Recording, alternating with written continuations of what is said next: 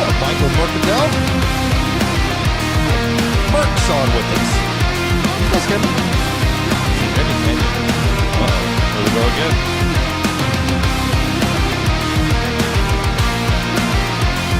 Can you hear me? We already have a technical difficulties. Can you hear me? Can you hear each other? No. What?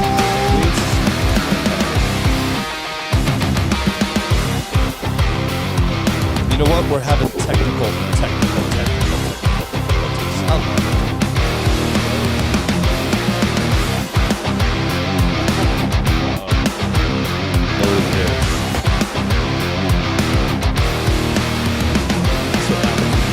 Mic check.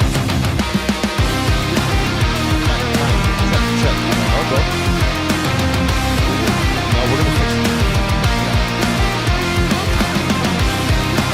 Can anybody hear us out there? Nobody. We're not working.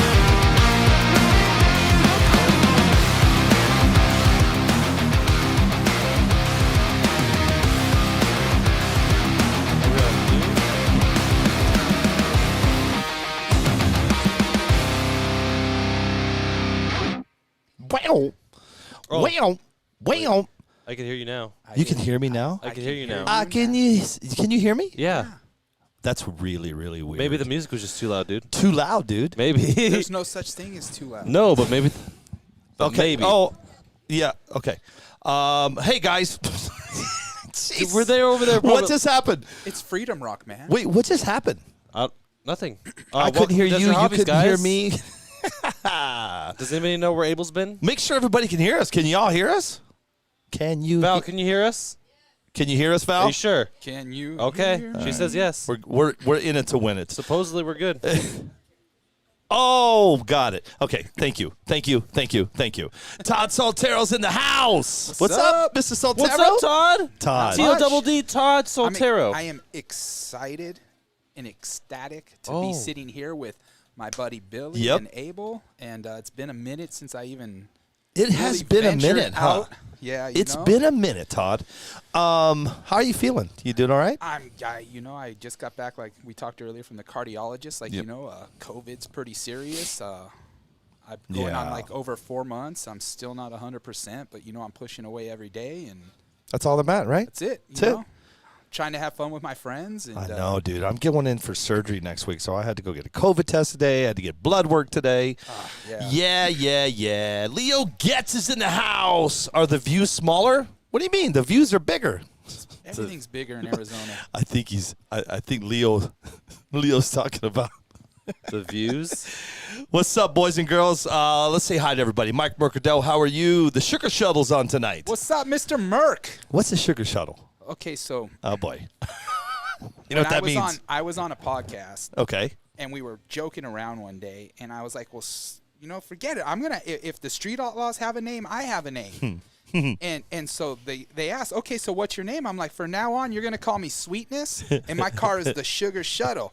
Jokingly. Yeah. I go to a race that weekend. Oh, no. My buddy Bob Wareham and his son Jesse Wareham come up to me, and Jesse's just grinning. And he hands me a black T-shirt with hot pink writing that says "The Sugar Shuttle," and and it's like 70s writing. It's like says "The Sugar Shuttle" like on the side of some pimp van. Yeah. And on the back it says "Driver Sweetness." Oh, boy. Anytime I go race in Texas, it's the Sugar Shuttle. The and Sugar Mr. Sweetness, and Shuttle. it's always been Sweetness. And Hey, Leo, so what Leo's talking about is the views getting smaller. He's talking about the boxes. oh, Are they? Because we switched to the green screen. Because now we're Can you tell on Facebook? Oh, too? you can tell, dude. We look like little tiny people. Oh no. Yeah, look. Oh no. That's what Leo's talking about. see. Oh, Willie no. Trent, what's up, big dog? Adios mio. Yeah. That's what he meant by that. Sean South in the house. What's up, Sean? Jesse Kinder. Bill Chamness, my man. How are you today? Ben No. Ray Melendez. Hey, Ray. How are you, my friend? Who else is in the house? Leo Getz. There he is. Michael Mercadell. Who else? Tim D. Sweet Biggie Paul. Oh, we are smaller. We're not like full screen. It's because I switched to these green screens. Oh, and I could tell. You could tell? No, I could tell. I could tell that we're a little smaller. Yeah. So what's happened? You're missing your light. So what happened is, I have green screens now. So all that other stuff has gone away, Todd. No more ugly shelves and TVs.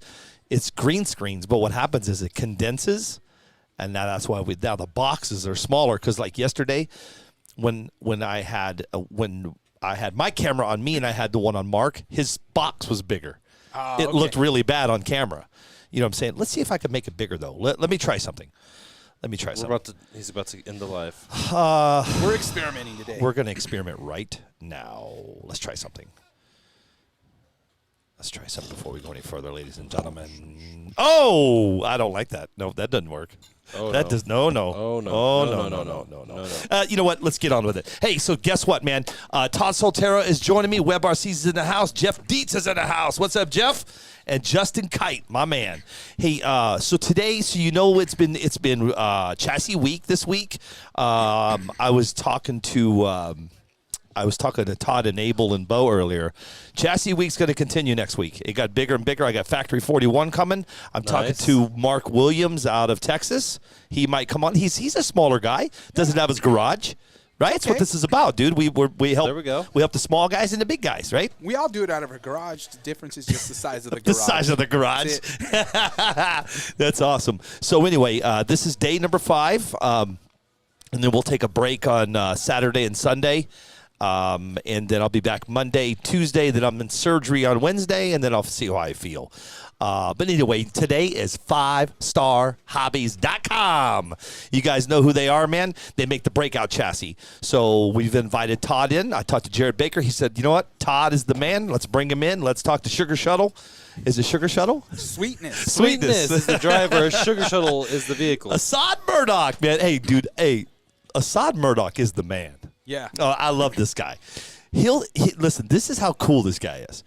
It'll be so random. It could be because he's on the East Coast. It could be 5, 4, 6 in the morning.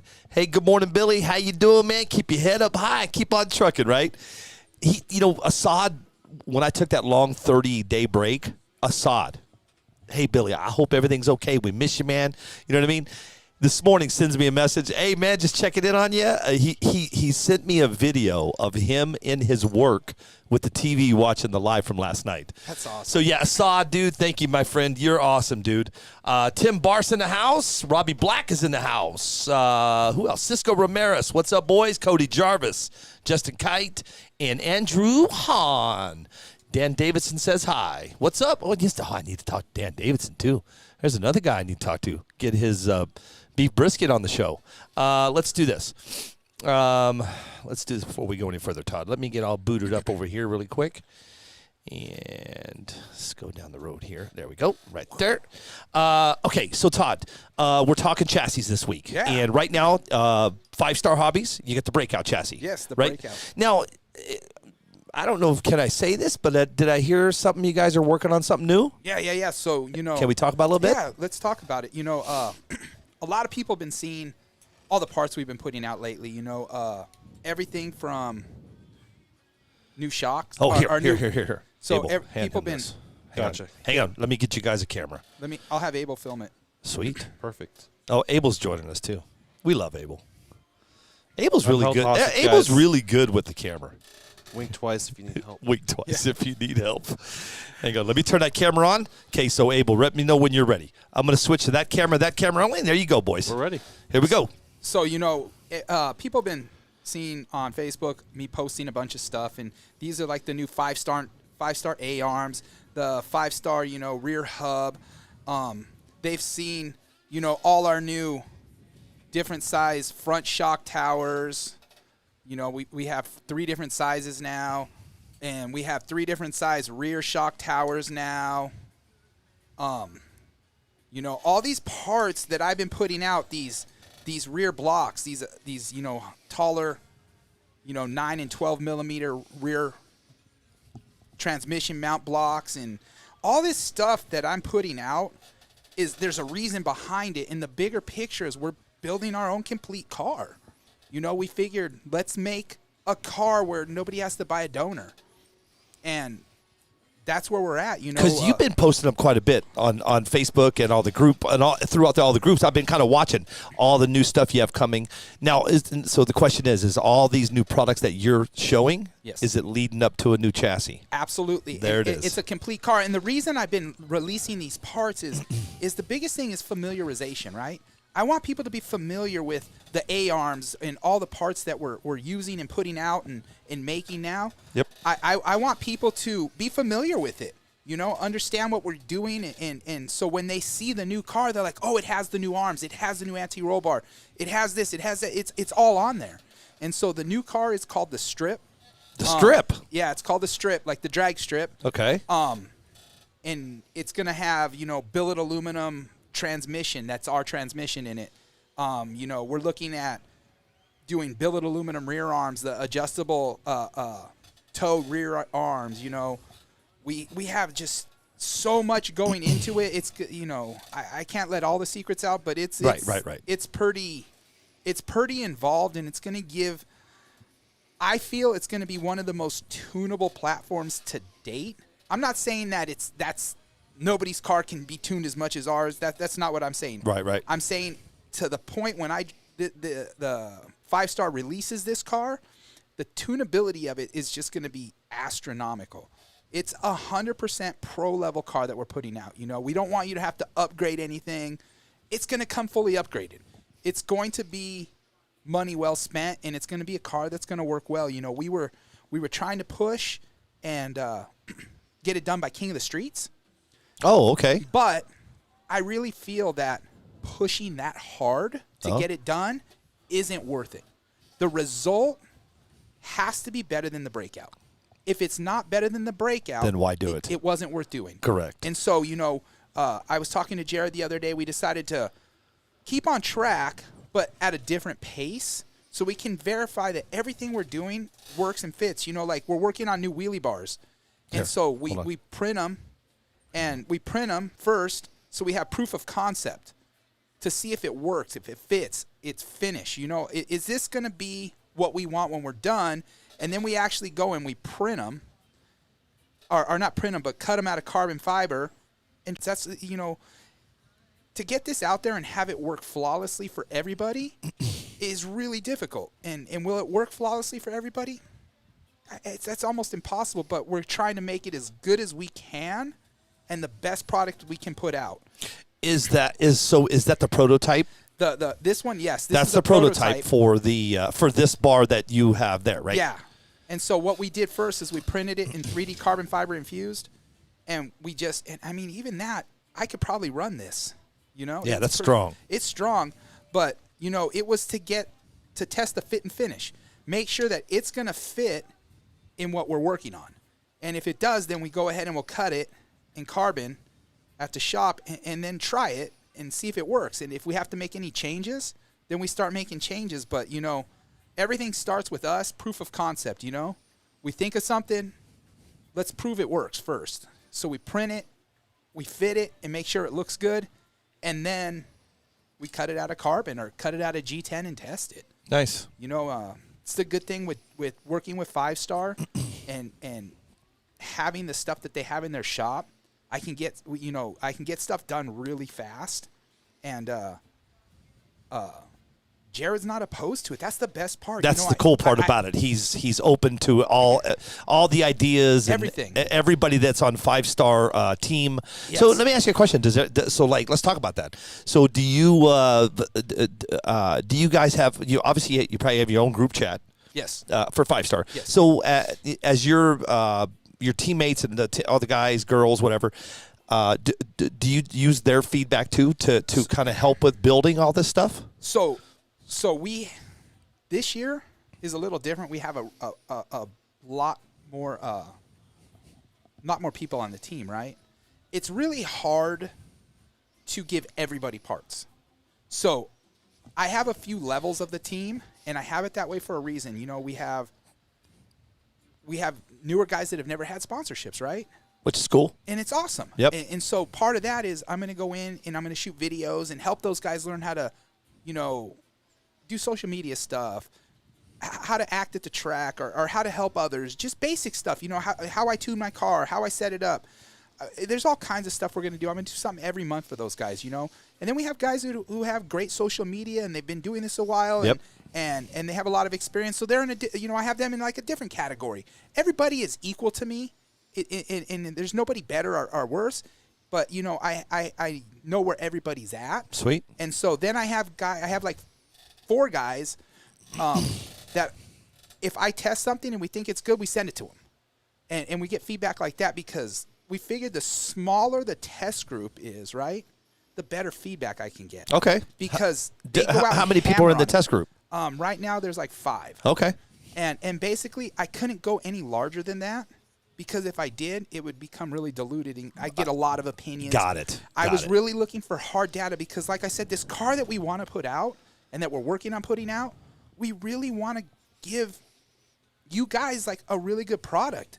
We don't want you to have to buy anything or be disappointed in a purchase or anything like that. Like we're all racers. Jared races. Yep. Jared designs stuff. Like the dude's super smart. And, you know, he's a big car drag racer. He did junior dragsters with his kids. He raced bikes. Like he has experience. He's been doing it a long time. You know, and then me, and I live and breathe RC. So, you know, it's a great combination and we're just really passionate about bringing really great products and a lot of cool stuff, you know? So let's do this. So, you know, one thing, Abel, we'll take that camera. Well, yeah, hang on. So let's do this. So, you know, when I created this chassis shows and whatever we're doing here, it was on, I did it for a couple of reasons. And, you know, I think on my end, one of the biggest reasons I did it is because there's a lot of new guys coming up the ranks, coming up the chains. You know, he's spending all this money and getting involved in it. Yeah. That don't know anything about the Breakout chassis. Yeah. So that's why I did this. So because we sell the Breakout chassis, got them in stock. So I figured, let's talk about the Breakout chassis. Yeah. Then when you get through from front to back, then we'll talk more about that new chassis coming out because I got some questions on the new chassis. But let's dive in to why we're here, and I want you to be Todd Soltero on steroids and tell these new people and these other people that don't know anything about the Breakout what they're getting. And here we go. So this is a standard Breakout kit. This is what you're going to get when you purchase a Breakout. This is the whole setup from bumper to wheelie bar. This is what's, you know, you're going to get. What's really cool about this car is, you know, we've got spots for weight boxes up front, you know. We make weight boxes for the wheelie bar. We have tons and tons and tons of option parts that you guys can use for this car. It can be set up in multiple configurations from the get-go. If you want to use the top plate and do the double deck with the standoffs, you can. If you don't want it and you want to do a different setup, you can run it with no standoffs and just the 4mm chassis. The 4mm chassis on its own is super, super solid and rigid, and it provides just enough flex and twist that it works really good. If you mount the top plate to the bottom plate, that's another configuration. You know, and we sell all these parts in different millimeter carbon fibers, so this car's tunability from the get-go is you have options galore. You know, we have the 3mm Weight Watcher chassis, the 4mm Weight Watcher chassis. I mean, we have all kinds of stuff, but what you're getting in this kit, you're getting a 4mm bottom plate, a 4mm top plate. It's a super solid, you know, platform. It's rigid. It takes a lot of power. It loves to have a lot of power given to it. You know, you have the ability to run up to like a 99 spur gear on the stock setup. And then if you get the transmission riser plates, you can go all the way up to like 108 spur on this setup. Wow. You know, all the leverage you need. Hey, but what's your thoughts on that? That's crazy. Yeah. I've never used anything bigger than like a 93 or a 91. Yeah, I mean, 108. Jeez. So here. This is how much room. That's a 99, wow. right? And Look look at here. That's a 99. Here's my front wheel for my car. You can put that on there still too. Nice. I don't even know. That's probably like 120. 100. That's crazy, man. I have all the room to put as big of a spur on there as I want. Wow. You know, and that's important to me. That's important. But no, it comes with, you know, mid body mounts included. And so like when you run like the Corvette body like I have, the body flexes a little bit. Well, here's stops to stop that flex in the body. You know, you have an ESC tray. This ESC tray can be used in multiple configurations also. Fully adjustable for the battery where you want to put your lipo, in multiple configurations on how you want to use your lipo.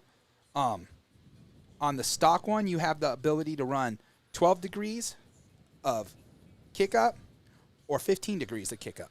Nice. The reason I like to keep the kick up, to me, that's your high speed steering.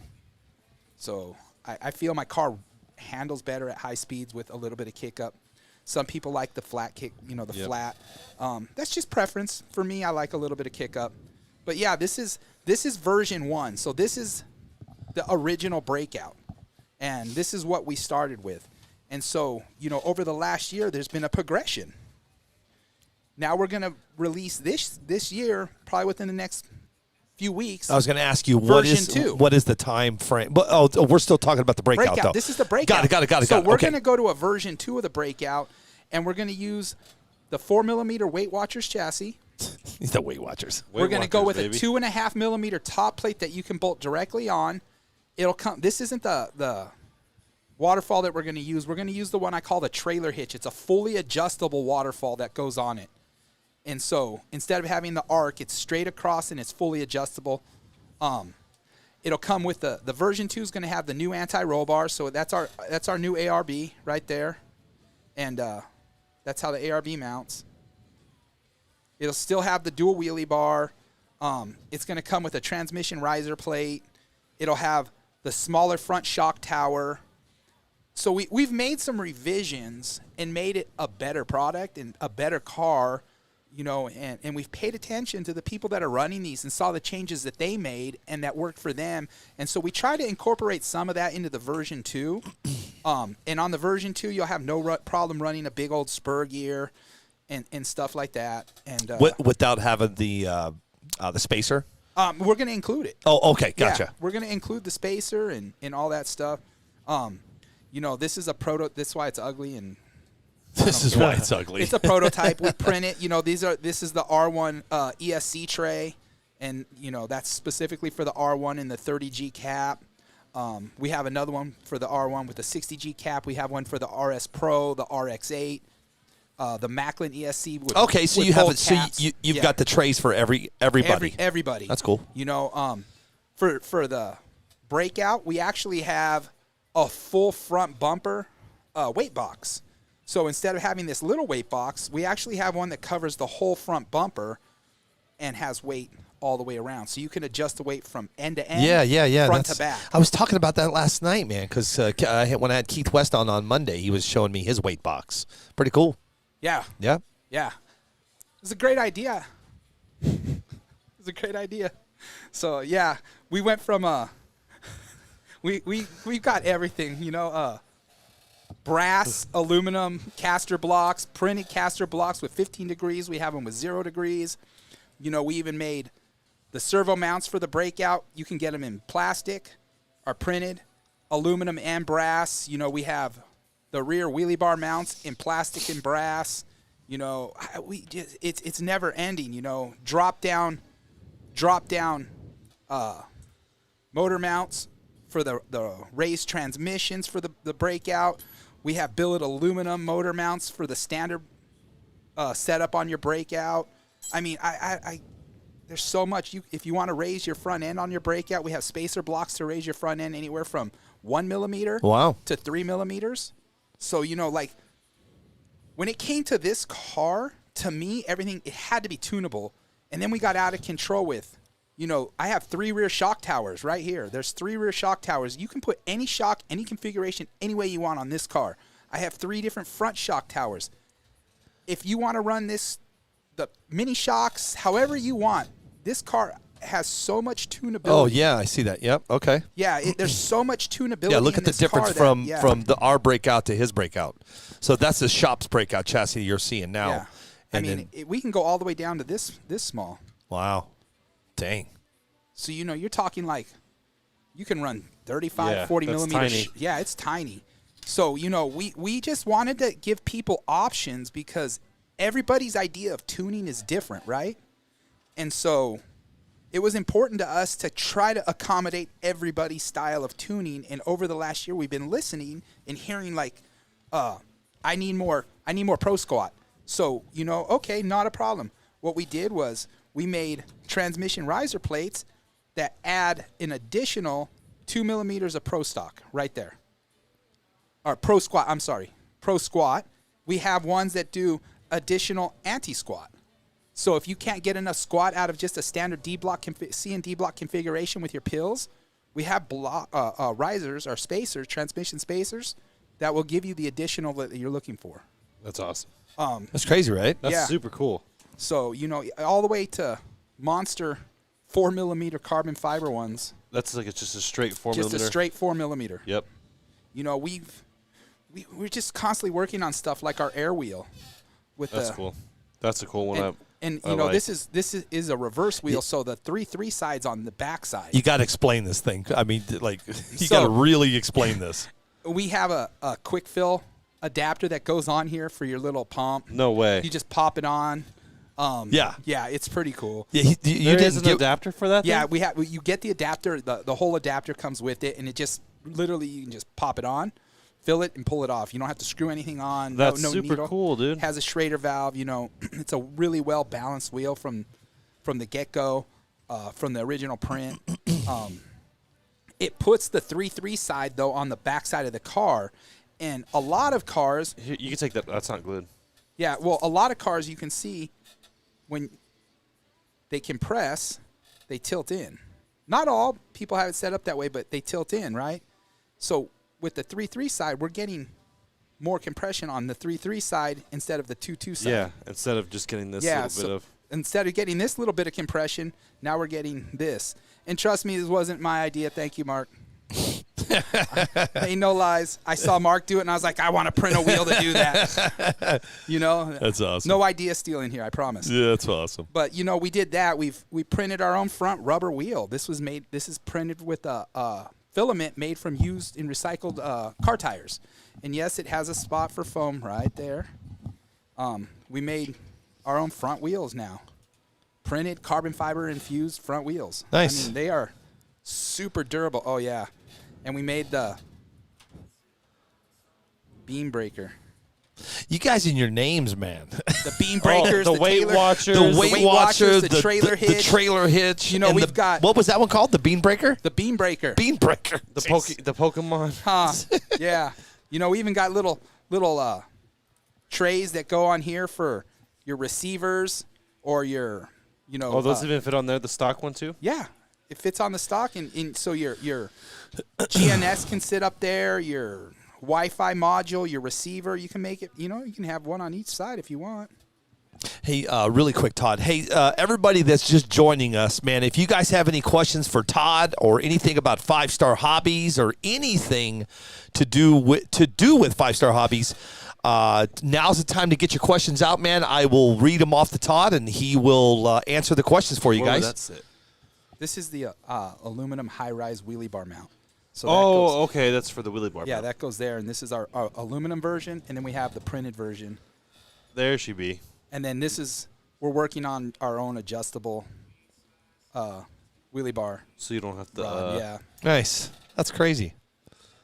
Man, you guys have been doing a lot of work. Dude, every This day is- I see Todd post something new, See, new, coming out, new. I have turned my notifications off because I get so many. Trust me. So I've understand. kind of dumbed down my notifications, man. I'll be honest with you guys. It's crazy, but I What's can't crazy, believe this is only what me and Jared decided we were going to show. that's cool. Yeah, I understand. Like, I get it. So much more. I wish I could just show everything, but the new car's not complete. It's not anywhere near complete. I mean, it's close, but man, I can't wait. Well, here's what we could do.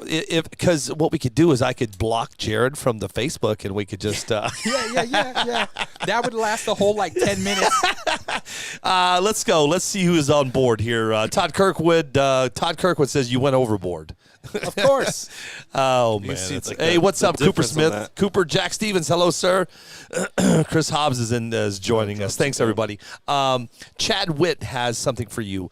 Can you easily take the servo horn off and adjust the trim centering to neutral point? Yes, so to adjust it, Perfect. the easiest way that I found to do it is I take these 2 screws off right here on the bottom, and I just slide the whole servo out. You're gonna kind of have to put. You're gonna have to show it. a So little. I'll take these 2 screws out right here, Okay. and I'll slide the servo out and make my adjustments if I need to center it or do anything. Got and it. then I just slide it back in. Yeah, it's pretty easy to get in and out. It's tight right here though, so it makes it a little difficult if you're trying to do it on the as it's installed. But yeah, I just take the 2 bottom screws out, slide the whole thing out, make my adjustments, and pop it back in. Perfect. Nice. There you go. That was for Chad Witt. Chad, thanks for the question. Let's keep on trucking. Sam Smith. Sam Smith says my buddy has $10,000 in his car. Bro, it's not that hard to. It's not that hard to do, guys. Come to my house I and mean, look at my here, pile of parts. look laying on this table over here. Oh, this is called R&D. Yeah, right. Let's see. Mike Bogata. Mike Bogata says I got a set of the front tires and they're great. Yeah, they work pretty well, man. Do they fit on that wheel? Do they fit on that wheel? Yeah. Slap it on there. It's See not, that thing. It's not quick. Oh, it's not quick. No, it takes, It's a solid, work. Like NASCAR over there. It's a solid wheel, man. It's a work. All right, we'll watch. All right, now I'm sweating. There you go. There you go. You got her. Yeah, it's getting there. Hold on, guys. We're This was supposed to this happen is live. NASCAR. We're putting a tire on a rim. There you go. That's it. Oh, there we go. That I'll fast. fit it up. Look at that. Done. Yeah. Nice. How does it compare to this? Like size? Same size. Same. A little bit smaller. Little But smaller. this is our tall wheel. Oh, that's the tall one. So we Nice. have a shorter tire. You have a shorter tire. Tire. Got So it. we have Not People that wheel. like to slam, like kids say, like they slam The car in the Yeah, front. so Right. if this is a sanded down carpet tire, so you can see the difference, right? Here, hold on. Let me switch that camera. Hang on, Abel. There you go. Yep, perfect right there. So you Hold it right there. Yeah, look at the difference. Wow. That's the difference. So that's But sanded down the this is a tire sanded on. down carpet tire, and then this is our printed one. Now our smaller diameter tire that goes on this same wheel will make this wheel the same size as a carpet tire. Look at that. That's wild. So we have 2 options. This is the only I have the large ones here. I have the small ones already mounted at home. I didn't bring them. Yeah. But yeah, it's the same size as a carpet tire basically. Nice. So, you know, Sweet. we've been working on different rubber combinations and how they're printed and stuff like that. No glue needed. Oh, dude, this one, no, probably That's not. I mean, That's what Tim Barr said. Tim Barr said no glue. No glue needed. Yeah. No glue There you needed, go, no. Tim. but they have, just so everyone, it does have a And slot All the NPRC. for foam. Yeah, the NPRC guys. What is Oh, it? The geesh. NPRC, like true at heart people. Yeah, there the you True go. at Heart There's- NPRC. There it is. there's Slot your for foam. foam. Look at that. You can put your foam in there, guys. Yep. Jeez, barely. Hey, Is there was Is there no foam in this one? no foam. Oh, No foam. Todd. No foam. that was Hold good. on. The air in my gotta tires. you got to get the face. Abel, the air in my tires identifies as foam. Understood. Understood. Understood. Look at get out, Abel. Oh man, Todd. Let's hit Todd. All right, here, hold on. Let me get to some more questions here. Here we go. Oh, you guys are crazy. Terry Cosmos, he says that's sick, guys. Mike Bogata, we already got him. Sorry. Bob Hamilton, he answered Chad Witt's question. Thank you for that. Chris Hobbs, how does the beam breaker affect balance of tire? It doesn't even hook to the tire. It actually hooks to the axle. I wish I could pull this off and show you. So this actually mounts back here, and it doesn't Let me see if I affect the get you tire. some light. Hold on. It doesn't affect the tire in any way, shape, or form. It actually hangs from the axle. Oh, I see. And so it doesn't rub, it doesn't touch, it just hangs from the axle, and it doesn't affect any balance. Nice. Okay. That's really cool. I like that. All right. Special hub to fit Special inside. hub. So that hub, we designed that hub and stuff for this. So we narrowed the hub up a little bit because we're actually running a smaller, the 2.2 side, and so it gave us the clearance that we were looking for on the hub. Perfect. So when you run this, our air tire, our air wheel, the reverse air wheel, I have plenty of room. Are you guys going to make it like a normal one? Like, not that you'd probably. That's probably a smarter idea. It's already our standard wheel. We already started working on drawings and. Okay, but you guys are going to do it. Yeah. You'll give people an option if they want to run inverted or not. Absolutely. Cool. We're going to have 2 different air wheels. This is just, I like a lot that of idea people better. want it. They want it now. I want it now. Well, I don't want to give them anything that doesn't work perfectly. So we're still working on this. We're testing this every weekend. We've tested this like 3 or 4 weekends in a row. Jared's tried it. We have other people testing it. And? Dude, my neighbor on our front yard with his Breakout ran like a 205 on reactions. Interesting. And these wheels. Really? Yes. Okay. Smashing. Nice. Let's see. And we did it. We all the air tires that we're using right now are the air wheels. We are testing with reactions because that to us is the most common. Right. You can get them and get them now. And got it. Somebody said, does the beam breaker spin? No, not at all. It'll stay stationary. If you look on my video, I have a video and the one I had spun, but that was completely a prototype one. These are the actual ones that we use. They're a little bit smaller, and no, it doesn't spin. When the wheel's moving, you'll see it move. It'll move a little bit out of inertia. Like it just rocks because of Yeah, it'll move a little bit, but that's about all the movement you're going to get out of it while the car's running is right around in here. And on my personal page, on the 5-star Breakout page, I did a video, and you can see it on how little it does move.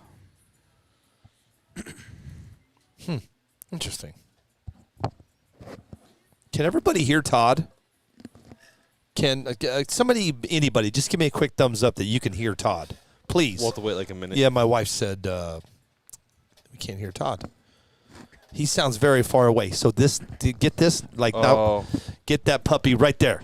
How's that? Oh, way there better. he is. There's Todd. Todd, you're back. Welcome home. Nice of you to join us. Welcome home. Here we go. Let's keep going.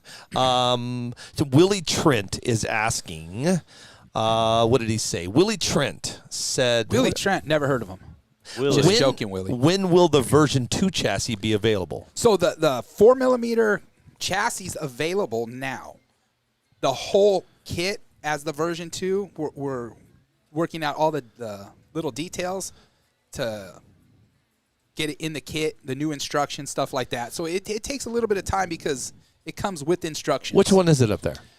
It's not up there yet. Oh, it's not. The chassis up there. It should be 4mm. Where are you looking at? And then you see 4mm Weight Watchers. One more over to the right.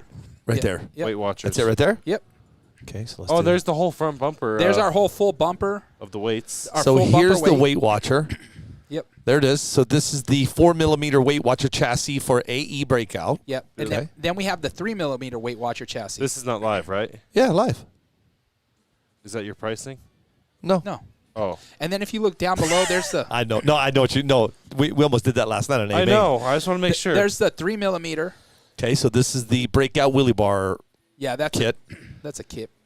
Is that what you... Oh, I'm sorry. Was that not what you wanted me to point to? No. No. Oh, if you go over Right a little there. bit more, right there, there's a 3. Got it. So now this is a tuning option, and this is the 3mm Weight Watchers chassis. So this is another configuration. Okay. Like we have so many configurations. We have the 3mm and 4mm Weight Watchers, Okay. the 4mm and 3mm standard. We have the 2mm, 2.5, 3, and 4mm top plates. Like we have 3mm and 4mm shock towers in all sizes. I noticed that. The caster blocks, the brass. I mean, look at our other weight box. That other weight box is insane too. Here? Keep going up. Up. Up. Yep. Up. Up. Right there. So that's our right here. That's our full front bumper. That's the full frontal. Oh, yeah, look at that. Now, so how much weight can you put in this? Man, a lot. Those are all tungsten weights. Oh, really? Yeah, So it's not brass? No. Oh. It's heavy. Heavy, right? Yeah. Heavy. So, Yeah, but you could probably catch a case if you hit somebody with it. Yeah. there you go. Oh yeah, so there's the bumper with the weights. Yep. And then there's the when it's closed. Now, how does that snap? Screws? Yeah. Okay, cool. Yeah. Got it. Okay. That's the underneath. Yep. Nice. Okay.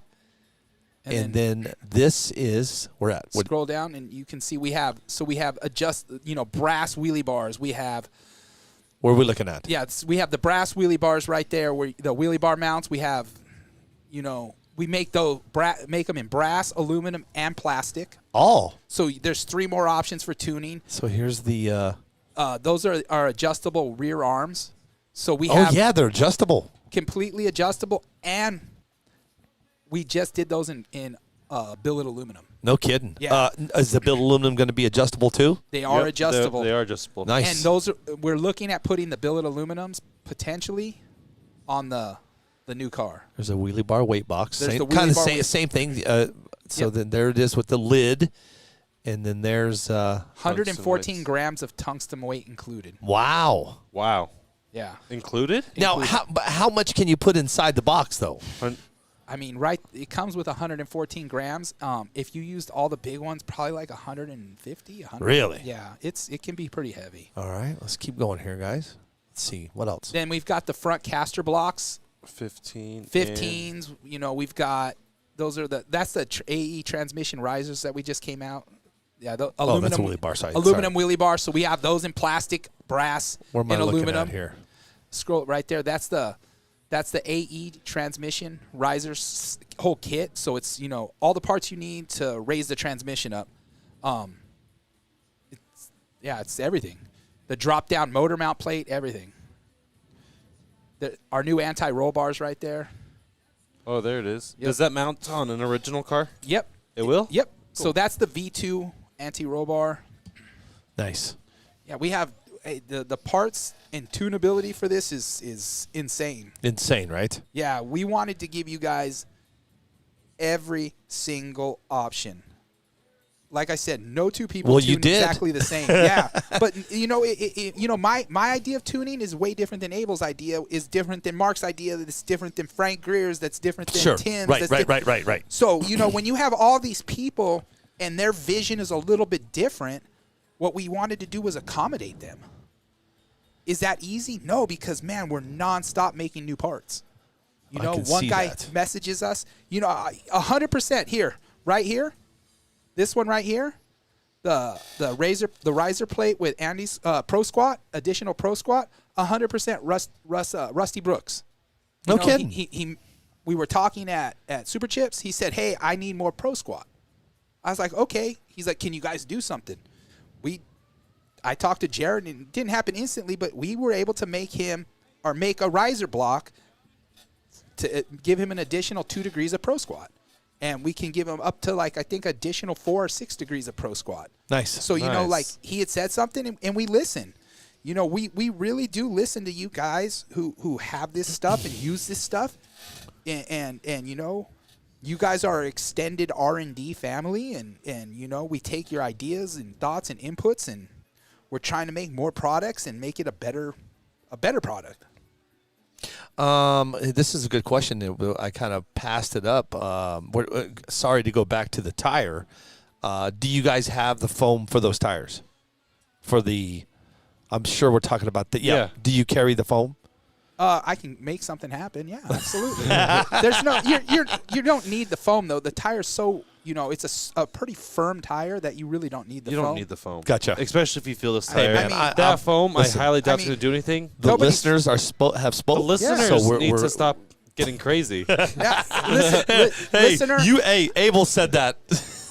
Listener, I will accommodate you and work on getting a foam insert for this. You know who said that? Hey, who said it? Right there. I had nothing to do with that one. Who was it? You'll see when they message you. Oh, okay. This should be good. Let's see. Let's keep going. It wasn't me. Bob Hamilton. His name is Abel Lips. That's Bob. That is my buddy. Yeah, Bob Hamilton's in the house. Bob's Body Shop. Small front measure, 69 millimeters. Best chassis out there. Craig Fleek. Chad Witt. Second question. Any tips on tighten up the arm play? Am I overthinking it? Front or rear arm play? I think he's the same one that asked about the servo horn. Okay, so but is he talking about front? Great or question. Rear You know arms? what? Listen, let me find out. Because I do know, if you look right here. Hey, Chad Witt, kind of help me out with the question. Are we talking about front or rear? So this is the stock, Completely stock. and this is. Oh, here. Hold on. There's no more play. Guys. I mean, lots of play. Do it again. Okay. Lots of play. And then these are our new arms. There's no play. So That's these All right. Well, we'll. the way to get rid of the play, though, is little shims. little shims, basically. to get rid of the play. Yeah. Yeah. You got to shim it up. I have to shim my stuff all the time just because stuff wears out. Yeah. Like, you shim it one time, just because you do it one time doesn't mean it's always going to stay that way. I mean, the arms are always moving up and down, especially under load. Yeah. Stuff wears out over time, especially if you crash like me. Like me? Crash. What's up, buddy?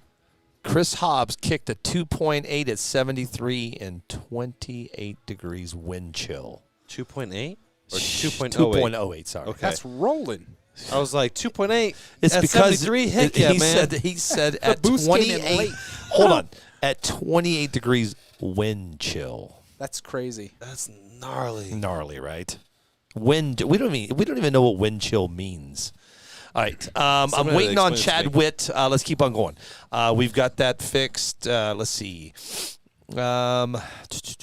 Message me the numbers. What's the best front turnbuckle position on the shock tower side? This is from Mike Paymard. What is the best front turnbuckle position on the shock tower side? So that's all going to come down Tunability. to setup.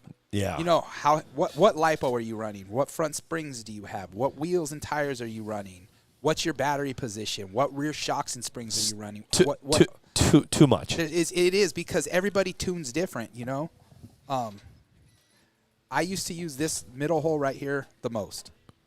That was my position that I would always start in. I think he's talking about turnbuckle. Well, I would always start here, right? Yeah. And I always had my turnbuckle up high, so my turnbuckles are as level as I can get them. Yep. That's why I kept him up high. Yeah, keep them up high. You want them as level as you can get them, and you know. You can kind of see that in the picture here. And all this stuff though is all stuff that needs to be adjusted. You know, when you throw it on the scales, and you turn this turnbuckle, it's going to change this wheel and this wheel and this wheel, and then you make an adjustment on this anti-roll bar, it's going to make an adjustment here and here. Like, so all this stuff, you have to get it on a scale and dial it in. You know, there's really no perfect or ideal spot until you get it on a scale with your setup in it, with your battery, with your body, the with way you're your going to run tires, it. how you're going to run it, and then you set it up. Because if you look, my car sits pretty low. Oh, yes, it does. I was looking at that, My dude. car sits low. Yes. You know, and that's I don't have a lot of travel. I like that travel you know, got there. but There is yes. no travel. Oh, no, there's Hey, shock no, travel. there's travel. Hey, There's travel. there are NPRC Look at rule that. enthusiasts here. There's Yes, travel. no, there's travel. The NPRC new rule doesn't say a 1/4 inch anymore. It just says some movement. There's my some movement. I see movement. You know, I but do see movement. I have it slammed like that because I run a really heavy battery up front, and I just let it sit there. I got off-road suspension compared to him. Yeah, right. no, I'm not trying to jump. So, Which one is faster? which car is faster? This one, if I throw it, The fastest I've gone with my car in front of my house is a 2.0 at like 78 miles an hour. Todd's on got a good GNSS. drag strip in front of his house. I don't know if you've heard about it. Yeah, I got. Is this the one with the purple green or the purple? Hey, no, it's just a street. Yeah, we were talking about you this morning about purple something, purple grape soda. Yeah, grape soda. So, Giving Todd secrets away. So what happened is, dude, they slurried my street. Well, yeah, it's called your asphalt street that when people drive on, they got to fix it. So we had to fix it. Todd fixed it. I fixed it the other He day. sealed the cracks. I sealed all of it. With grape soda. The only problem is it freaking doesn't stay. It doesn't. It gets washed away. But, you know, like, it was just, dude, we couldn't get down the road. We tried. We tried everything. My buddy has, you know, a DRK, and we had it set at, like, 1 second, 1 second, and 1 second, and the car's spinning around like it was like whatever slurry they put on our street was horrible. Zero traction, like. So we were messing with it the other day, and now my neighbors don't like me. No. Sir, what did you do to our road? That's what happens when you start messing with people's roads. Okay, here we go. Let's keep going. Let me hop over to YouTube for a minute. Do I have these on here at all? Where do these go? Dino Thompson is from the 239. He is joining us. Visalia RC Drag Racing is always in the house, man. Slow Time Coop. What's up, dude? That's got to be Cooper. Cooper, what's going on, buddy? Phil Walker says, what's up, guys? Things are good, man. We had a really good night, and now we have a really good day. And Philip Walker says, what's up, Billy and Abel? What's going on? Jack Stevens says, hi. Jack Stevens says, you can hear Todd's passion. Oh, thank you, man. Oh, Todd's got great passion. Here we go. I love this. Yeah. And I don't know what Anna 5A6W, I don't know what she said. Let's see. Let's keep on going, Todd. Everybody. I got the wheel cutouts up to here. Yeah. Bob Hamilton says, is there going to be a, what did he say? Wings available when it hits 100 mile an hour. Wings. Yes. That's on your third channel. Yeah. Right. And you hit that, go gadget wing. Go gadget. Yeah. What about some air dams? Any air dams in the future? I don't know anything about Biggie much Paul about says those. parachutes. You guys, hey, listen, if you guys have any questions Parachutes, for yeah, Todd, I mean, now's the they're time to get them out. They create everything over there. So you know who did the first parachute? Was Merck. Did he really? Merck and his brother. Yeah. Really? They had a parachute on a Traxxas funny car. And they would release it at the top of the track, and everyone's like, yeah! No kidding. And I'm over here like, no, slow me down. But it was pretty cool to see. Like, they would pop it at the top of the track, and it'd shoot out the back of the Traxxas funny car. How long ago was this? Dude, I've been racing with the Mercs for, because it was David Mercadell and Mike Mercadell. And From RCDRL. RCDRL. Todd's been racing for quite some time. I've been racing RC drag cars since 1989. No kidding. Yeah. Wow. And the crazy part is my first sponsor was Tim Smith and his buddy Craig Hashey. And they were sponsored by like Fine Design and Astroflight and all these, old school companies, right? Right. And I was some punk kid that was out at Drag City in Colton with probably the worst car anybody's ever seen. And they hooked me up with a chassis, and they taught me how to solder up micro switches as my speed controller because it was just on and off. That was all we had, on or off. That's it. The micro switch is soldered into the sub C cells, the NiCad sub C cell batteries. Okay. They literally look like a whole bunch of small little cells. Yeah, like little pods, right? Yeah. Off of my servo, I had a servo arm, and basically it was off, on, That's off, it. on, and That's that all was she it. wrote. So Tim and his buddy sponsored me. I'd show up to the track. They would hand me the car. I had to manage the batteries, manage the car, get everything dialed in, do my own tires, true them, everything. And then at the end of the day, I had to clean it up. I handed it back, and they took care of it. Nice. And so that was, 1989. 1989. Like, Jeez. I got to learn RC drag. I'm pretty fortunate. I'm not going to sit here and tell you I learned all this on my own. I was very fortunate. And I had some of the originators of RC drag racing teach me RC drag racing. Teach you from the beginning. Very beginning. There's people that you guys have never even there. heard of, like Jim Showers, Jimmy the Rain Man Showers. He's a freaking legend to all of us who race foam tire. Huh.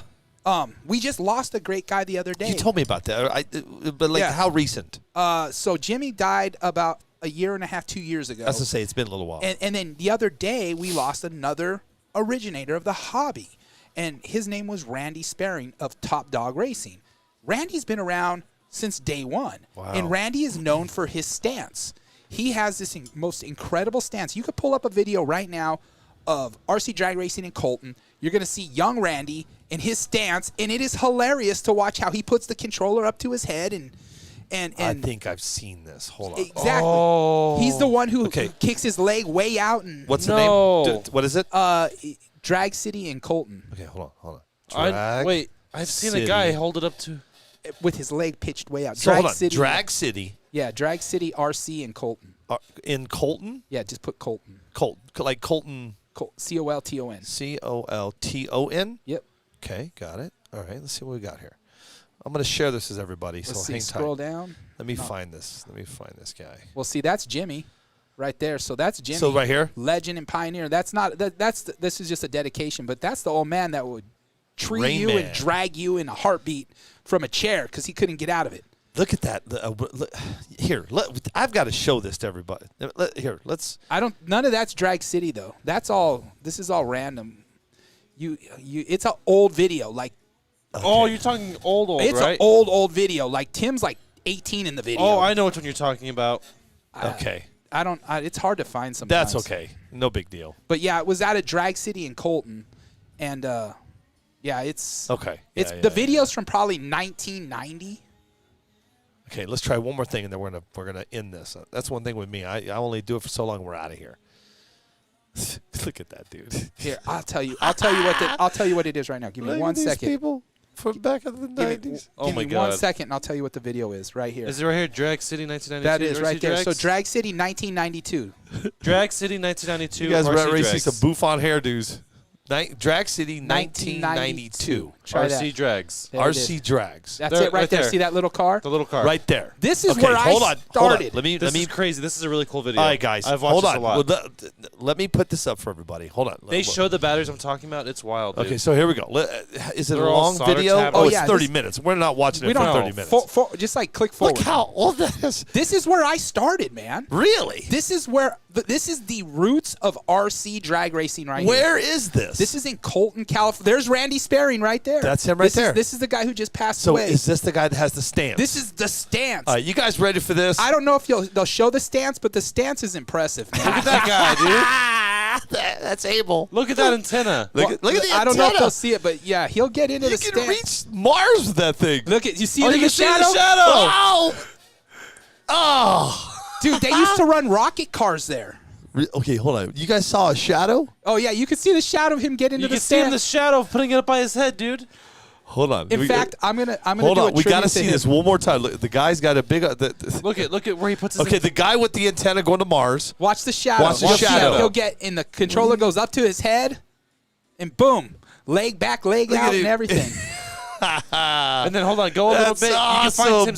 Tim's scroll through like Yeah, get your- just go forward a little okay, bit more. here. show like the little thumbnails as you're scrolling. Okay, try here, to find here. Tim. You'll. There's Tim right there. That's there. Tim Smith right there. That's Tim. Hold on. Hold on. Back up a little bit. Who's that right there? Mike Ogle. Okay, hold on. I think that's Mike Ogle. Yeah, Tell me what to tell Dude, me. Holy cow. that is micro those switches batteries. and batteries. Look yeah. at those batteries. Hey guys, this is some racing. Look at this guy. Who's Dude, this guy? I Whoa! think that- I wish I knew what we said. I think that there's Randy right there, but I think that was Mike Ogle. That looks like is that no? That's not Ralph.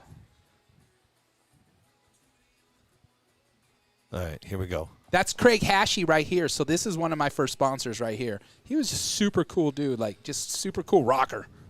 Wild. Is it dude. California? Yeah. No. This is all California right Everybody here. said we lost sound. Can you guys hear us? Oh. Because it's a YouTube, you might not have sound. Oh, is there no sound? Sure, there should be. They should be able to hear us. Maybe there's no sound for that. No, the video doesn't have Yeah, any the sound. video doesn't have sound, guys. Here, right here, ready. Vroom, vroom. This is like this is 12 cells right here. Look at that. Oh! He tries like Abel. There's a generator over there. I don't know if you guys saw it. Look at that.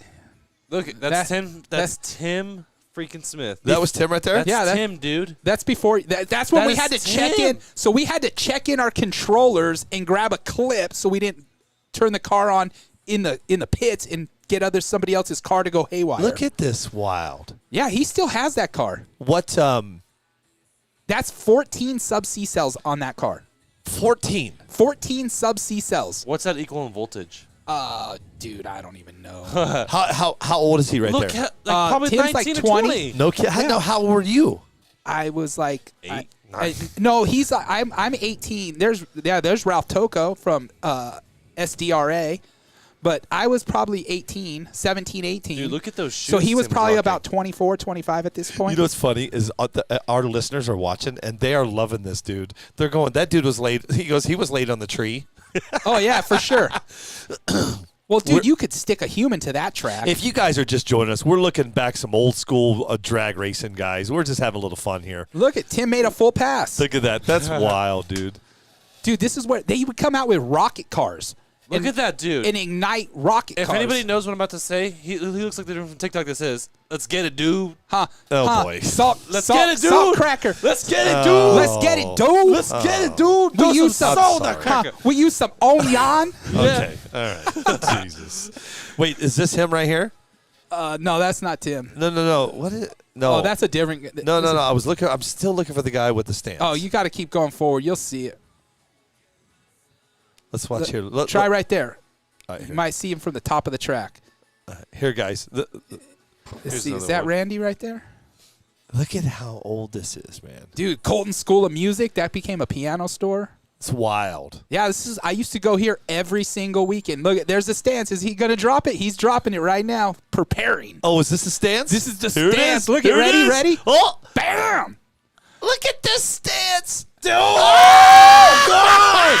Out of here, dude. He still did that. Nice. He did that till the day he passed away. No kidding. So when I go to, Oh, one more time. One more. That's and then so cool. you're going to see me drop the stance Okay. at King of the Streets. I'm going to The make a guy- pass with do this. it. Oh, I am. Here we go. The guy in the top right. Watch the stance. Here we go. Look at this guy. Okay, watch the it. form. He's getting it ready, and he's getting. It's oh, just majestic. and he goes, and he launches, Boom. and away he goes. Gone, Ah! dude. Gone. Oh, Nice. man. Randy Sperring, man. Was One of the wild, nicest dude. guys you'll ever meet. That is wild. That's a really cool video. I like that video a lot. Yeah, that's cool, man. That is some old school. Yeah, that's how long I've been doing Antennas this. that were I this have- long. I have a trophy from that year. From Wild, the, man. the Winter 1992? Nationals from the 19. Were you here at this Probably somewhere running around like a little kid. I was probably at it had a Nickelodeon. So it was an old Western town, right? Okay. And in Colton. And I was probably at the pizza place or something because I'd always go over there. Pizza place. Yeah, I was a fat kid, man. I was always eating, or I was at the hobby. It had a hobby store. Drag City was the hobby store. Okay. So I was okay. either in the hobby store, but yeah. That's awesome, man. Where can you see anything like this? That just goes to show how I'm old. Old man. man, I've That been dude, doing that it was cool, man. That was actually. You know what's funny is you actually showed me that video a while back, but just we were doing something. We were looking at something else, and so that was awesome, man. Dude, I'm telling you right now, dude. You know how people can go over and hit the little heart. There was just flowing. People were loving that, man. That was good stuff, man. Let me get back down here though. Oh my goodness. Can I get green inlaid carbon fiber chassis plates, Todd? No, we're not doing any color right now. No colors. No colors, man. Nope. It's a little too difficult. It's not that it's difficult. It's just it gets expensive to cut one-off stuff. Yeah. Tim Barr says, Todd, come to Indiana. We'll show you the indoor track. Hey, Tim, I watch you guys on the indoor track all the time. You guys don't know that I do. I don't comment. I don't like things. But I actually watched Tim and the boys race that indoor track. Oh, yeah, that looks I think cool. Tim actually won last week. Tim, did Yeah, you he win? did win. Tim won. Yeah, He did Tim win. won last week, right? That's what I Yeah. thought. Tim's a good dude, man. I love talking to Tim. Todd Kirkwood. Use What grape. does Todd say? Use grape soda to prep a track. You can get sticky, man. Actually, pineapple soda is better because it has 55 Christina Dancy grams Peterson's in the house. Hi, of Christina. sugar versus 50. Brian Elkins is in the house. What's up, Brian? Brian It's Elkins. easier and quicker to pull down for reaction time. What's that? Man, we you guys understand the downfall when we do live is there's so many comments. So if I go back, it was probably something we were talking about earlier. I'm just going back just to see what everybody's saying here, man. Oh yeah, the Donnie Baker. You know who that is? Donnie Baker. That's So who that guy looked like? That's exactly that guy looked like. That's right, Donnie Baker. Tony Reynolds, love the mullets. Yeah, they were rocking mullets back in the day. Hey, they were rocking that stuff, I didn't right? have a mullet. No. I was like, no, I can't. No party in the business in the front, party in the back. for me. Yeah. Albert Gerardo, I hope I get that name right. Albert, I hope I got it right. He says when drag racing was real instead of all the rules. Talk about back in the '89. Well, back in '89, they had a Yeah, you know in what? '89 they had the MHRA. So Okay. that's the Miniature Hot Rod Association. That was founded by Mike Smith of Mike Smith Foam Tires, Randy Sperring, Ralph Tocco, Jim Showers. It was all those guys. And at the same time, there was also IMDRA, which is Floyd Vick. And so basically, those are the guys who pioneered the rules. And if you go back and look at their rules, it really follows what like the RCDRL did with their rules.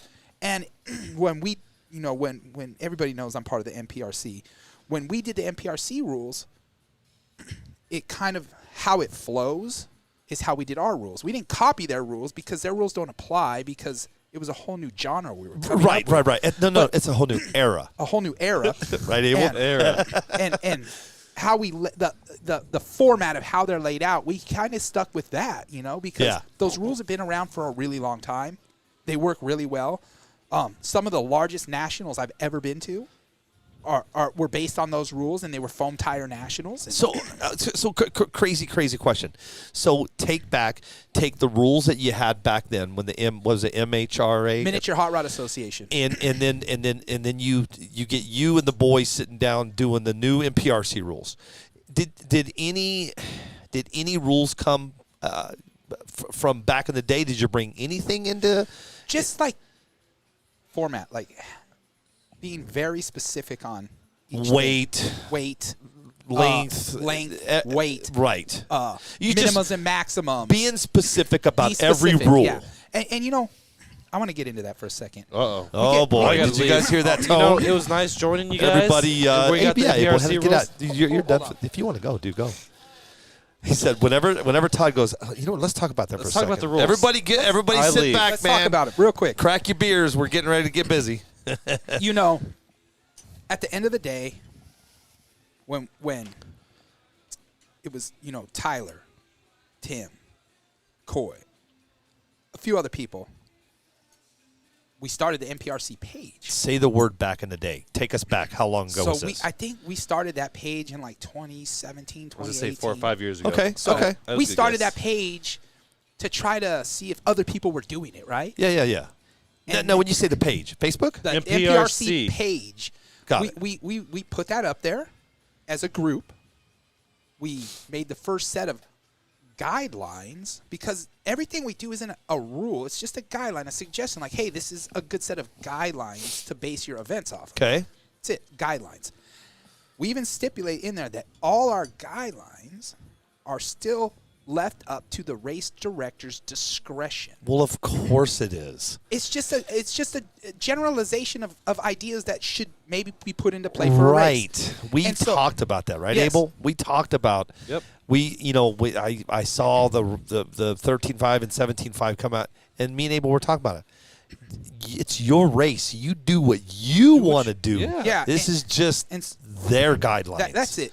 And so, we're not perfect. This is all a learning curve. And when we removed the 13.5 class and added a 17.5 class, our thinking behind it, and yes, it upset the world. The world. And that wasn't our intention. I left. Abel was crying. Dude, Yeah. I turned Facebook off and. Yeah, no, that wasn't our intention though. The intention was to try to really look at everyone's like, oh, you need a spec class, box stock.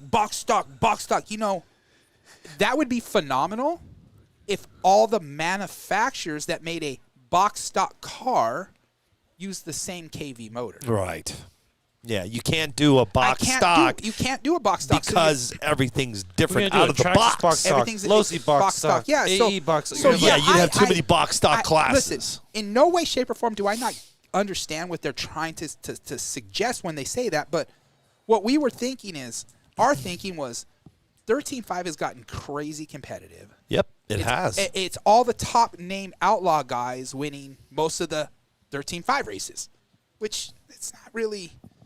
Yeah, I get everybody likes to race, and the more you race, the more fun it is. But at the end of the day, there's a lot of newcomers wanting to get into the 13.5 class because they think that's the entryway to it. Because they don't know, right? Well, not everybody has big pocketbooks either. Exactly. And so that's why when we were like, okay, well, why don't we switch it to 17.5? Let's mix it up, switch it to 17.5, add boost and turbo, because 90% of these people have a buggy that they race 17.5 off-road with. Right. That has an ESC that runs boost and turbo. Some don't, but most do, right? So we figured that would be a good starting point for the person who has the buggy wanting to switch over into drag racing. Well, we posted a stipulation of if you run outlaw at a race, you can't run 17.5. And the reason being is we don't want pros, because we have professionals in this hobby, right, to go from that to 17.5 and then wax everybody. It's just, look at, race your outlaw, have a lot of fun. And most of that was based towards national events, like big events that were going to have a 13.5 or 17.5 class. And the backlash that we got from it was absurd. Like it was horrible. And remember what I said a minute ago. You turned everything off. I have turned it all off. It was pretty rough. But Abel would come in every morning crying. I did. My goal was to make Abel cry. I'm kidding. No, I think Todd did it on purpose. Yeah, he knew I was building a $4,000. You know, you guys. I didn't even know this. But that was funny though. You're getting people on there complaining. Well, I just spent $1,200 on a 13.5. I'm like, that's the problem. Exactly. That's why I said that. That's the problem. Yeah. And so after, we're not hard-headed. We heard the complaints. We heard the issue, and we said, okay, fine. So let's just leave 13.5. Leave 17.5, add a bracket class. Now we have 3 different classes that you can use it. We set up 3 different sets of guidelines. Remember guidelines. You do what you want, race directors. But at the end of the day, our real focus is outlaw. That's what the real heavy hitter at the end of the day. That's what it is. Outlaw is 90% of. Outlaw is 98% of what we do. Yeah. The rest is just fluff and fill. That's how I really see it. It's just a little extra. But everybody's real focus is that. And so we added it back, and we really, it's hard, man, because some of the guys don't want to be known, and I don't blame them. Yeah. There's so much flack. But, we have guys in there that run some of the largest no-prep races in the country. Yep. There's a lot of experience in the group. And, yes, they were like, oh, the MPRC guys are sponsored. Remember that. Yeah, we are. Absolutely, we're sponsored. But when we go into that group, there's times that we've had to say like, oh, well, I'll have to talk to our sponsor because that's going to affect what we do. But, I'm not biased about that. I'm going to tell them it needs to change. There's no, what's good for the goose is good for the gander. And that's how we really do see it. We put our biases to the side and try to use as much integrity and honesty when we do this stuff. And we've got people like, who are they? Who are they? Who are they? The secret society. The secret society. Have you guys read your own Facebook posts? Yeah. Tell me who they are. Yeah. Tell me who they are. Really? Let me know the names. Yeah. Send me their address. Like, dude. Give me the socials. Dude, what? People were like pitchforks. Pitchforks. I mean, dude. Over this. Over rules, right? Over the rules. I had to go protect Todd. Yeah, dude. He called me and said, hey, well, I need protecting. Strap up. So can I? Okay, let me make sure that I do this right. Let me say something. Don't be politically correct. Here's the biggest thing, though. Todd, some of those guys, that's what they go by. No. That's their everyday. This is the MPRC rules. Hold on. This is their life. Then all of a sudden, a change that happens every year. That's So let me ask you something, because you probably saw the biggest lash of it, right? A tremendous amount. Did you get any good stuff out of it? Some people like Willie Trent and that's it. like Willie Trent. I just might as well be like Willie. No, Willie Trent. Well, that's all I can remember right now. But like Willie had positive things to say. No, there was a lot of positive. There was positive. But I had stuff like basically the nerve of you to even change a class. Do you even own a 13.5? Do you even race a 13.5? I'm sure. Do you know anything about 13.5? Well, first sure. off, let me answer that question. Absolutely. Because I develop and work on this chassis, I had to know how to help customers set up and tune 13.5 setups for the Breakout. So, yes, I have a 13.5. I tested it and ran it a lot. I know a lot about the class. I'm the team manager for 5-Star. So I have, feelers out in pretty much most of the states that race. Oh, gotcha. Jack Stevens says the backlash came from everyone thinking that 13.5 was completely replaced with 17.5. Oh. Got it. Once the final rules come out showing that the 13.5 wasn't dropped, everyone was happy again. Oh yeah. World restored him. There's no happiness still. Trust me. No, I get it. You know. Okay. So let me. So when you guys announced 17.5. Yes. Okay. When you announced it, okay. Here, guys. This is it. That's it. Then all of us was 13.5 out of that first announcement. Yes. Aha. Got it. And okay. And so we had a rule like if you're going to race 17.5, you can't race Outlaw, or if you're racing Outlaw, you can't race that. What the whole thing is, man, is these professional drivers, because they are pros. Like I said, there's pros. You've got guys that don't want to race you. They want to try. We've talked about this. We want to try to race guys at my caliber. You and I have talked about. I think we've actually talked about it quite a bit. How, all these big races are being put. I'm going to use Sean South for instance because he's in the middle of the country. Okay, you got guys coming up from Florida. Yep. You got guys coming from Hawaii. Yep. You got guys coming from Washington. Whatever. Yeah. They get there and they pull their chip. And it's Todd Soltero. And it's Frank Greer. And it's Jay Joseph. I got it. Like, no, I got it. You're like, so we've talked about, you and I have talked about this. This is nothing that is happening, everybody. So this is something I'm telling you they should have a pro class. Absolutely. We've talked about this. There should be a class where, it was like street outlaw and pro outlaw. Like able to little label, son is traveling cross country to go race. You know what I mean? Yeah. They might stand a chance, but do they? Everybody stands a chance. Everybody has a chance. Everybody has a chance. It's just. I do agree with you, man. For some of these guys that come, this is the one trip a year that they get to do.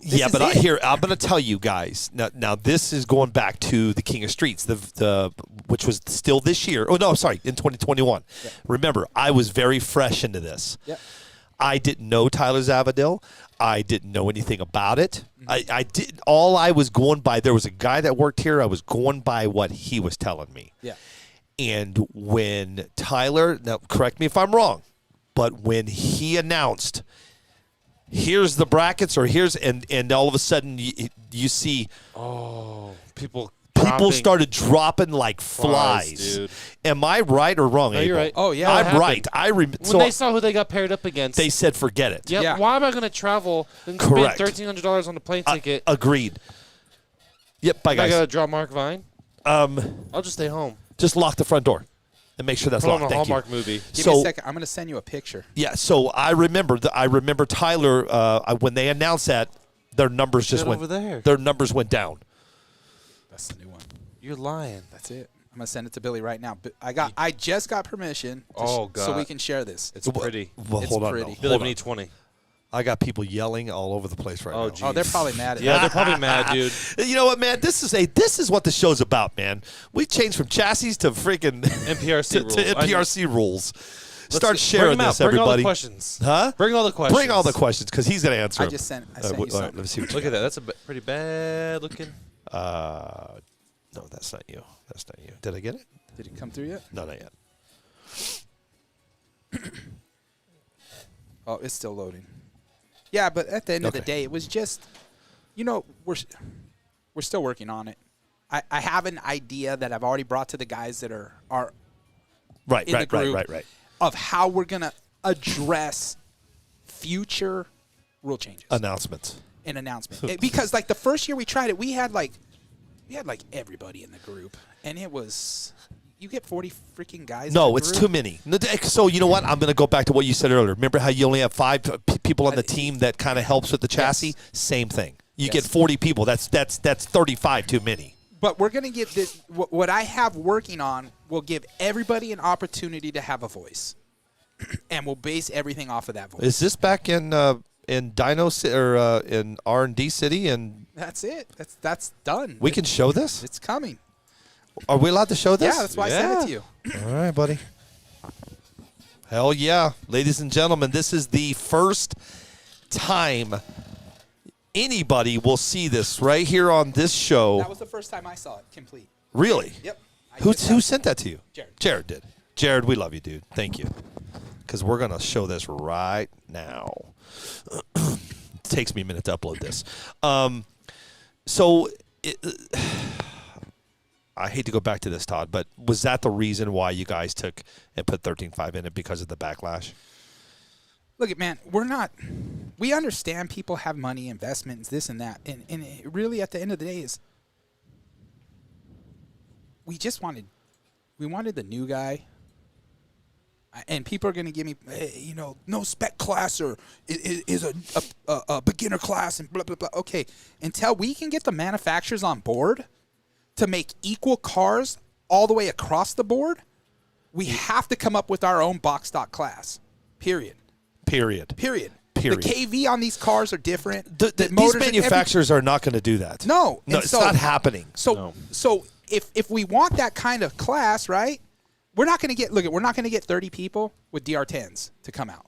We're not going to get 30 people with low Cs to come out. We're not going to get 30. So we all have the same car. It's never going to happen. You're going to have a guy with a Traxxas, a guy with a low C, a guy with an Associate. How do we make them all even?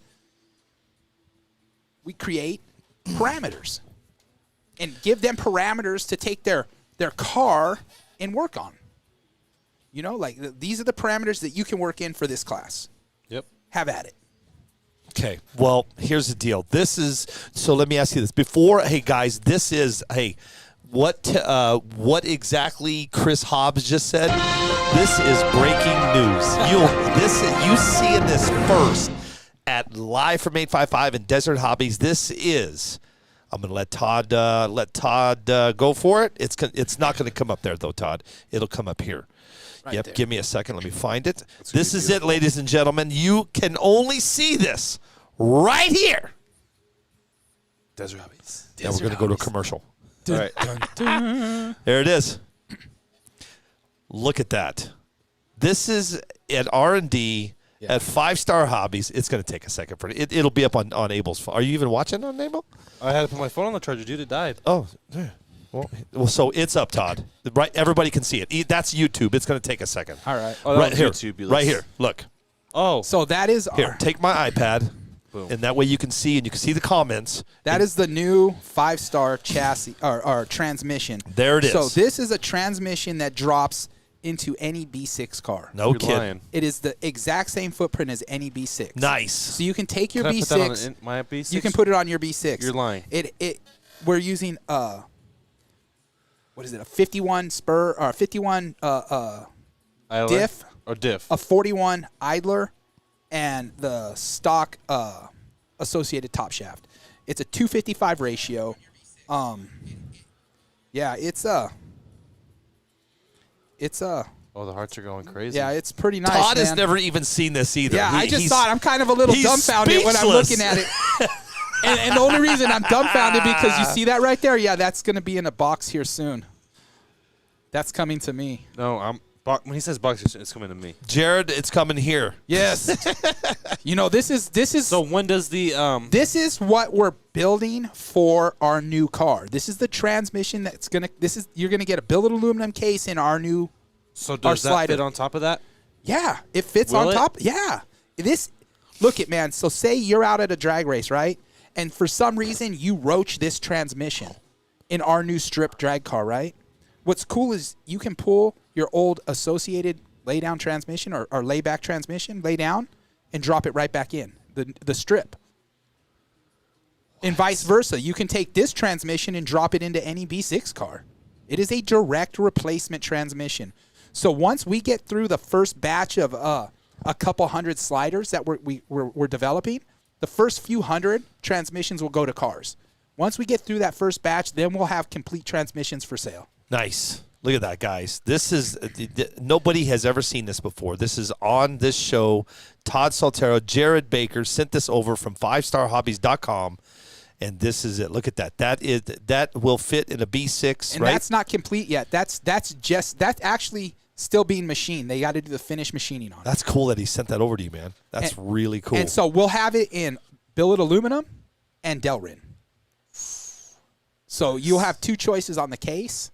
Well, we're going to build them everything. You're going to buy a transmission, basically. Even our new car. What kind of material are you going to make the gears out of? They're all aluminum, dude. Hardened. Hardened aluminum. Hardened aluminum, okay. Dude. And it'll have all RC Speed secret bearings. No kidding. Yep. Our new car will come with all RC Speed Secret bearings. Everything. Everything. So when you get it, you're getting aluminum transmission with Speed Secrets. The whole car has Speed Secrets. Everything. Like, we're trying to give you guys a pro-level car from the get that you really don't have to do much to. The only thing that you'll have to do is we'll have all the option parts, and those option parts will all be tuning parts. Okay. Different thickness chassis, different thickness top plate, different thickness shock towers.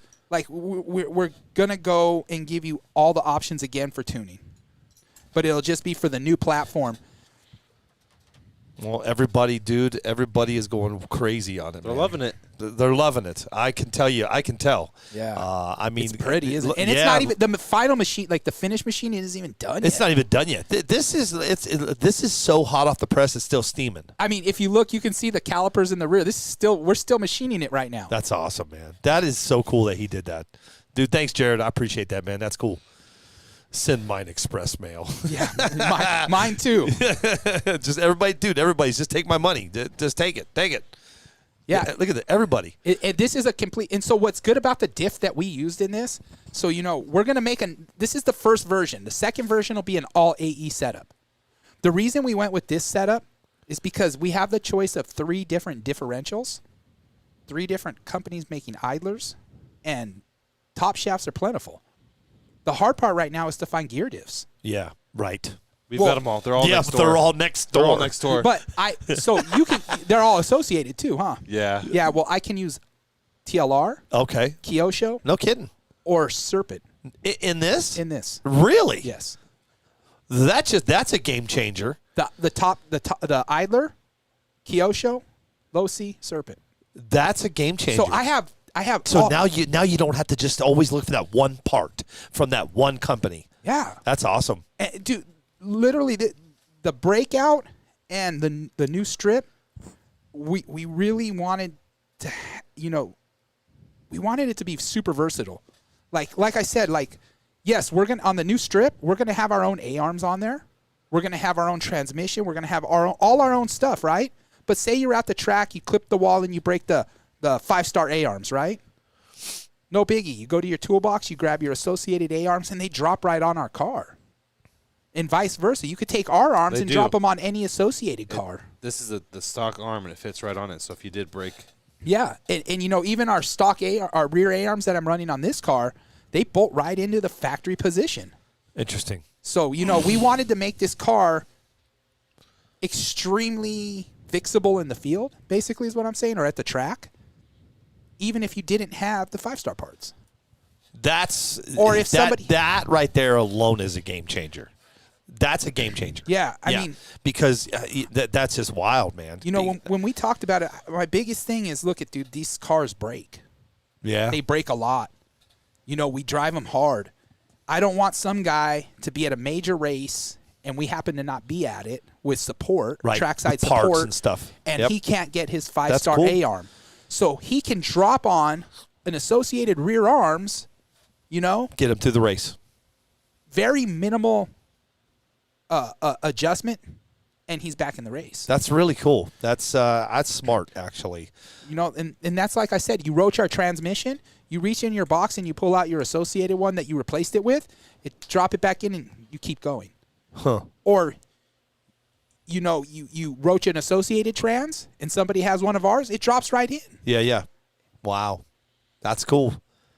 So, yeah, we really wanted That's game-changing stuff, man. That's cool. Wait till you see all the adjustments that we have are pretty – nobody has it. Really? I mean, it's not new, but it's new for what we're doing here. Yeah. Wow. Nice. Hey, can I I hate to do this to you. You can do anything you want, man. I need to go back. Let's go back. I need to go way back. Back in the day when we were talking about MPRC. Assad Murdoch. He goes, I'm going back to the NPRC rules really quick because Brian Elkins made a really good point. He's disqualified. Brian, you're disqualified. Disqualified, Sorry, Brian. Yep. Let's go back just for really quick because for Brian, I'll do anything. What happens is we start something, then we top off that topic, and then they're commenting. So let's go back. We were talking about how the NPRC rules. We were talking about 17.5, how they announced it. Then all the craziness went on Abel, and then they cried. And everybody. I'm not saying anything like that, Abel. Abel said that too. I coddled him though. Yeah. Oh, Abel cried. I'm sorry. I thought you said they cried. No, I cried. No, Abel. I cried. Abel cried. Then we cried, and then we're back. And then we're back. Then 13.5 is back all of a sudden. So hold on. So I'm going to go back really quick. I believe bracket class is best for everyone from pro to beginners. That's Biggie Paul. The problem with bracket. So here's the problem with bracket. I freaking love bracket racing. I do too. I do. But the costs involved in bracket racing, because every track has to have a tree. Every track has to have a tree. For bracket race, you have to have a tree, and a tree is a huge expense. Yeah, but usually maybe the NPRC can donate. I didn't even know the MPRC got any money. Like I thought they were funded every month. Like, don't we put it in? We all pay the big companies that we make the rules my for. money comes out of it, out of my bank account. It says to NPRC. Oh, you're paying for your membership? $5 every month. Why is mine Am I the only one? Wait a second. Yeah. Why is mine $8? Well, we ran your credit. It's based on your credit. Oh, great. This is a good show. You know how that goes. The lower the credit score, the more you pay. The more you pay, yeah. Let's see. Brian Elkins. It helps to conform multiple groups that they all can run similar car from town to town. That's not what I wanted to say, though. Brian had a good point here. Brian's a good guy, man. Brian, who is it? Elkins? Yeah. Hot tire bands. cookers. You gotta let the new guy get into it before scaring them away. And that was our whole thought about eliminating Outlaw and 17.5 being ran in the same race by the same person. I feel like that's not a bad rule. Okay, I don't think that's what we're talking about here. I mean, it's But that's what, and that's how you don't scare people. Look it. Well, exactly. Look it. Not everybody lives in Arizona. no Right? correct. Unfortunately, in Arizona, we pretty much have every killer. I mean, from True. Dave Longston, Mark Vine, Frank Greer, Taylor Spencer, me, dude, James Galton. The dude's stupid fast. Ray Presnall. Like, the list keeps going. It doesn't stop here. Right. Abel's fast. Jake Nation. Like, all these guys. So, when you come race here, like, to us, it's just normal. Right. Well, that's not normal everywhere. It No. isn't. I noticed that. It's not normal everywhere, right? So we were just trying to prevent killers and professionals from going in and waxing everybody, even the newcomer. We want them to come back. We want them to have that. Yeah, agreed. I feel good feeling about what happened. I feel good. These professionals helped me. They walked me through it. They were courteous. They were informative. Like, at the level that some of us are at, our job is to just race Outlaw and help everybody else. Right. A lot of people don't think like that. They think like they're in an opera and it's just me. Right. It's not you. This is all of us hobby. We're all in this hobby together. At the end of the day, yes, unfortunately, big money got involved, right? Big money, man. Big money corrupts everything, right? 100%. But it doesn't corrupt those who are truly in this for the love of the hobby. At this point, it seems to be far and few in between. We need to get back to the fact that these are toy cars. They're real cars. I'm not going to say they're not a real drag car. This is a real drag car. Yeah. This is real racing, right? But it's real racing that's supposed to be real fun. Yeah, that's the part that got lost. It's supposed, as Merck says, real, fast, family fun. We forgot about family, and we forgot about fun. We need to take a few steps back as a society and a group of hobbyists. Yeah, well. And get back to having real, fast, Isn't family that what I told you, fun. Billy? When you started putting, not you, when big money. wads of money started doing this, Yeah. that changed fun. the game, the family, And the fun. Yeah. I'm sorry. It became a job. That is these guys. You do this as a job. It's it's no joke, man. I watch some of these guys, and it's their. This is how they go grab their paycheck. I don't have the time to do it. They do. They don't have jobs, whatever. They just spend all waking day testing because that's what their job. But when you guys, I'm not saying you know that.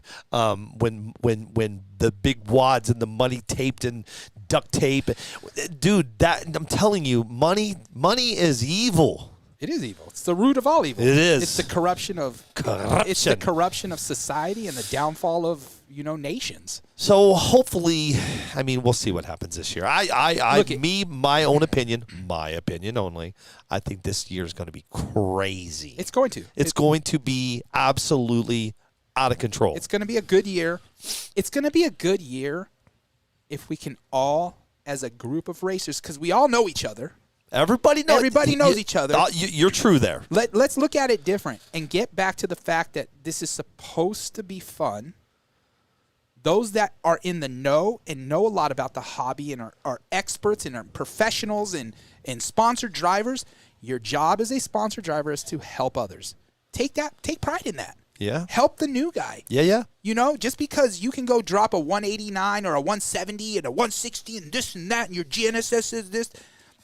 Bro, you're still just playing with toy cars. Yeah, at the end of the day. So take all that awesome information, that awesome knowledge, the time. Yes, I understand. You don't I'm not asking people to give every secret away because, yes, a lot of you like me spend hundreds of hours a month on this. Hundreds, right? And we don't want to give everything away. But let's get new people and those that are struggling going in the right direction again, man. That's always been my goal. Let's help people. Cisco Ramirez says that everybody needs to step up their game. I'm not helping Cisco. Cisco gets no help. Cisco says, I only have fun with my teammates. Yeah. Cisco, you get no help, man. Yeah, unfortunately, Todd. I mean, it's So I said the word 2022 is going to be crazy, right? It's going to be. It's going to be nuts. Good crazy or bad crazy? So right now, because we're in the beginning and we haven't started any races, it's really going to come down to what we decide as humans, as racers. We're the ones who dictate this. We dictate the future of it. We dictate what manufacturers produce. Look at, man, all the negative stuff that we say about tire companies, the negative stuff we say about chassis companies, the negative stuff we say about this, the positive we say about that, the mediocre we say about this. It all comes down to, dude, manufacturers are watching. If they get a bad taste in their mouth, they're not going to produce the products that we want or need to keep going. If we show them, hey, this is a viable outlet to continue to make parts and you'll continue to make money, and we'll continue to be cool about it, and we're going to continue to have fun about it, they're going to want to continue to make stuff. But when you tell them, when you straight out blast owners of companies and you blast people, they're like, man, I can go back to doing dirt oval and I don't need to deal with this. Or I can go back to rock crawling and making tires just for rock crawling and you guys are on your own. Yes, you're right, man. Some of these guys are pretty harsh, man, pretty brutal. It takes a handful. Only a handful. Yep. Out of the thousands of us that are out there, it's a handful that could really destroy it and put this on a trajectory that it's not returnable. You know stuff about that. It's that. not fixable. Just takes a handful. Yeah, it's just that's all it takes. A handful. No, I get it. And we could end up on a trajectory where manufacturers just decide, you know what? I'm done with this. I'm done with this. I agree with you, dude. Listen, I completely agree with what you're saying. Here's the biggest thing. I'm so passionate about it because I've been doing this since 1992, and this is our 1989. This is all we talked about. I can't wait till RC drag racing gets to this level. I can't wait. Someday.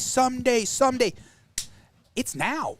I'm still alive, around, involved, and seeing it at the pinnacle, the most highest pinnacle that RC drag racing's ever been at now. Yeah. I want to keep it here. Let's keep it here. It's not just one person that's going to keep it here. No. It's a collective of all of us putting in effort, having passion, enjoying the hobby, helping others. And, if your mom didn't teach you how to keep your mouth shut when you don't have something good to say and don't say nothing at all, then that's a problem. Bro. And some of these guys that are really, like, running their mouths, like, I'm not going to ever do anything, but you go to a track and you start running your mouth like that. You're going to get your ass whipped. Someone's going to play whack-a-mole on your face. I agree with you on that one, man. And the first time that we have a whack-a-mole incident on a track and someone gets hurt and sued, this is done. It's over with. You know what's funny is my very first time, nobody knows this. There's only one other person in this world that even knows this, I think. It's me. Well, no, I know he knows it because he was with me. The very first time I went out to Coy's, guys, I'm going to tell you a quick story. When I started doing this, and I wanted to go check it out. We went out to Coy's. Coy is the guy that runs a local race, and he does awesome at what he does. He's top notch. AZRC group. I get out of my truck along with this other guy I was with. We come around the corner, and these two dudes come around the corner, ready to whip each other's ass.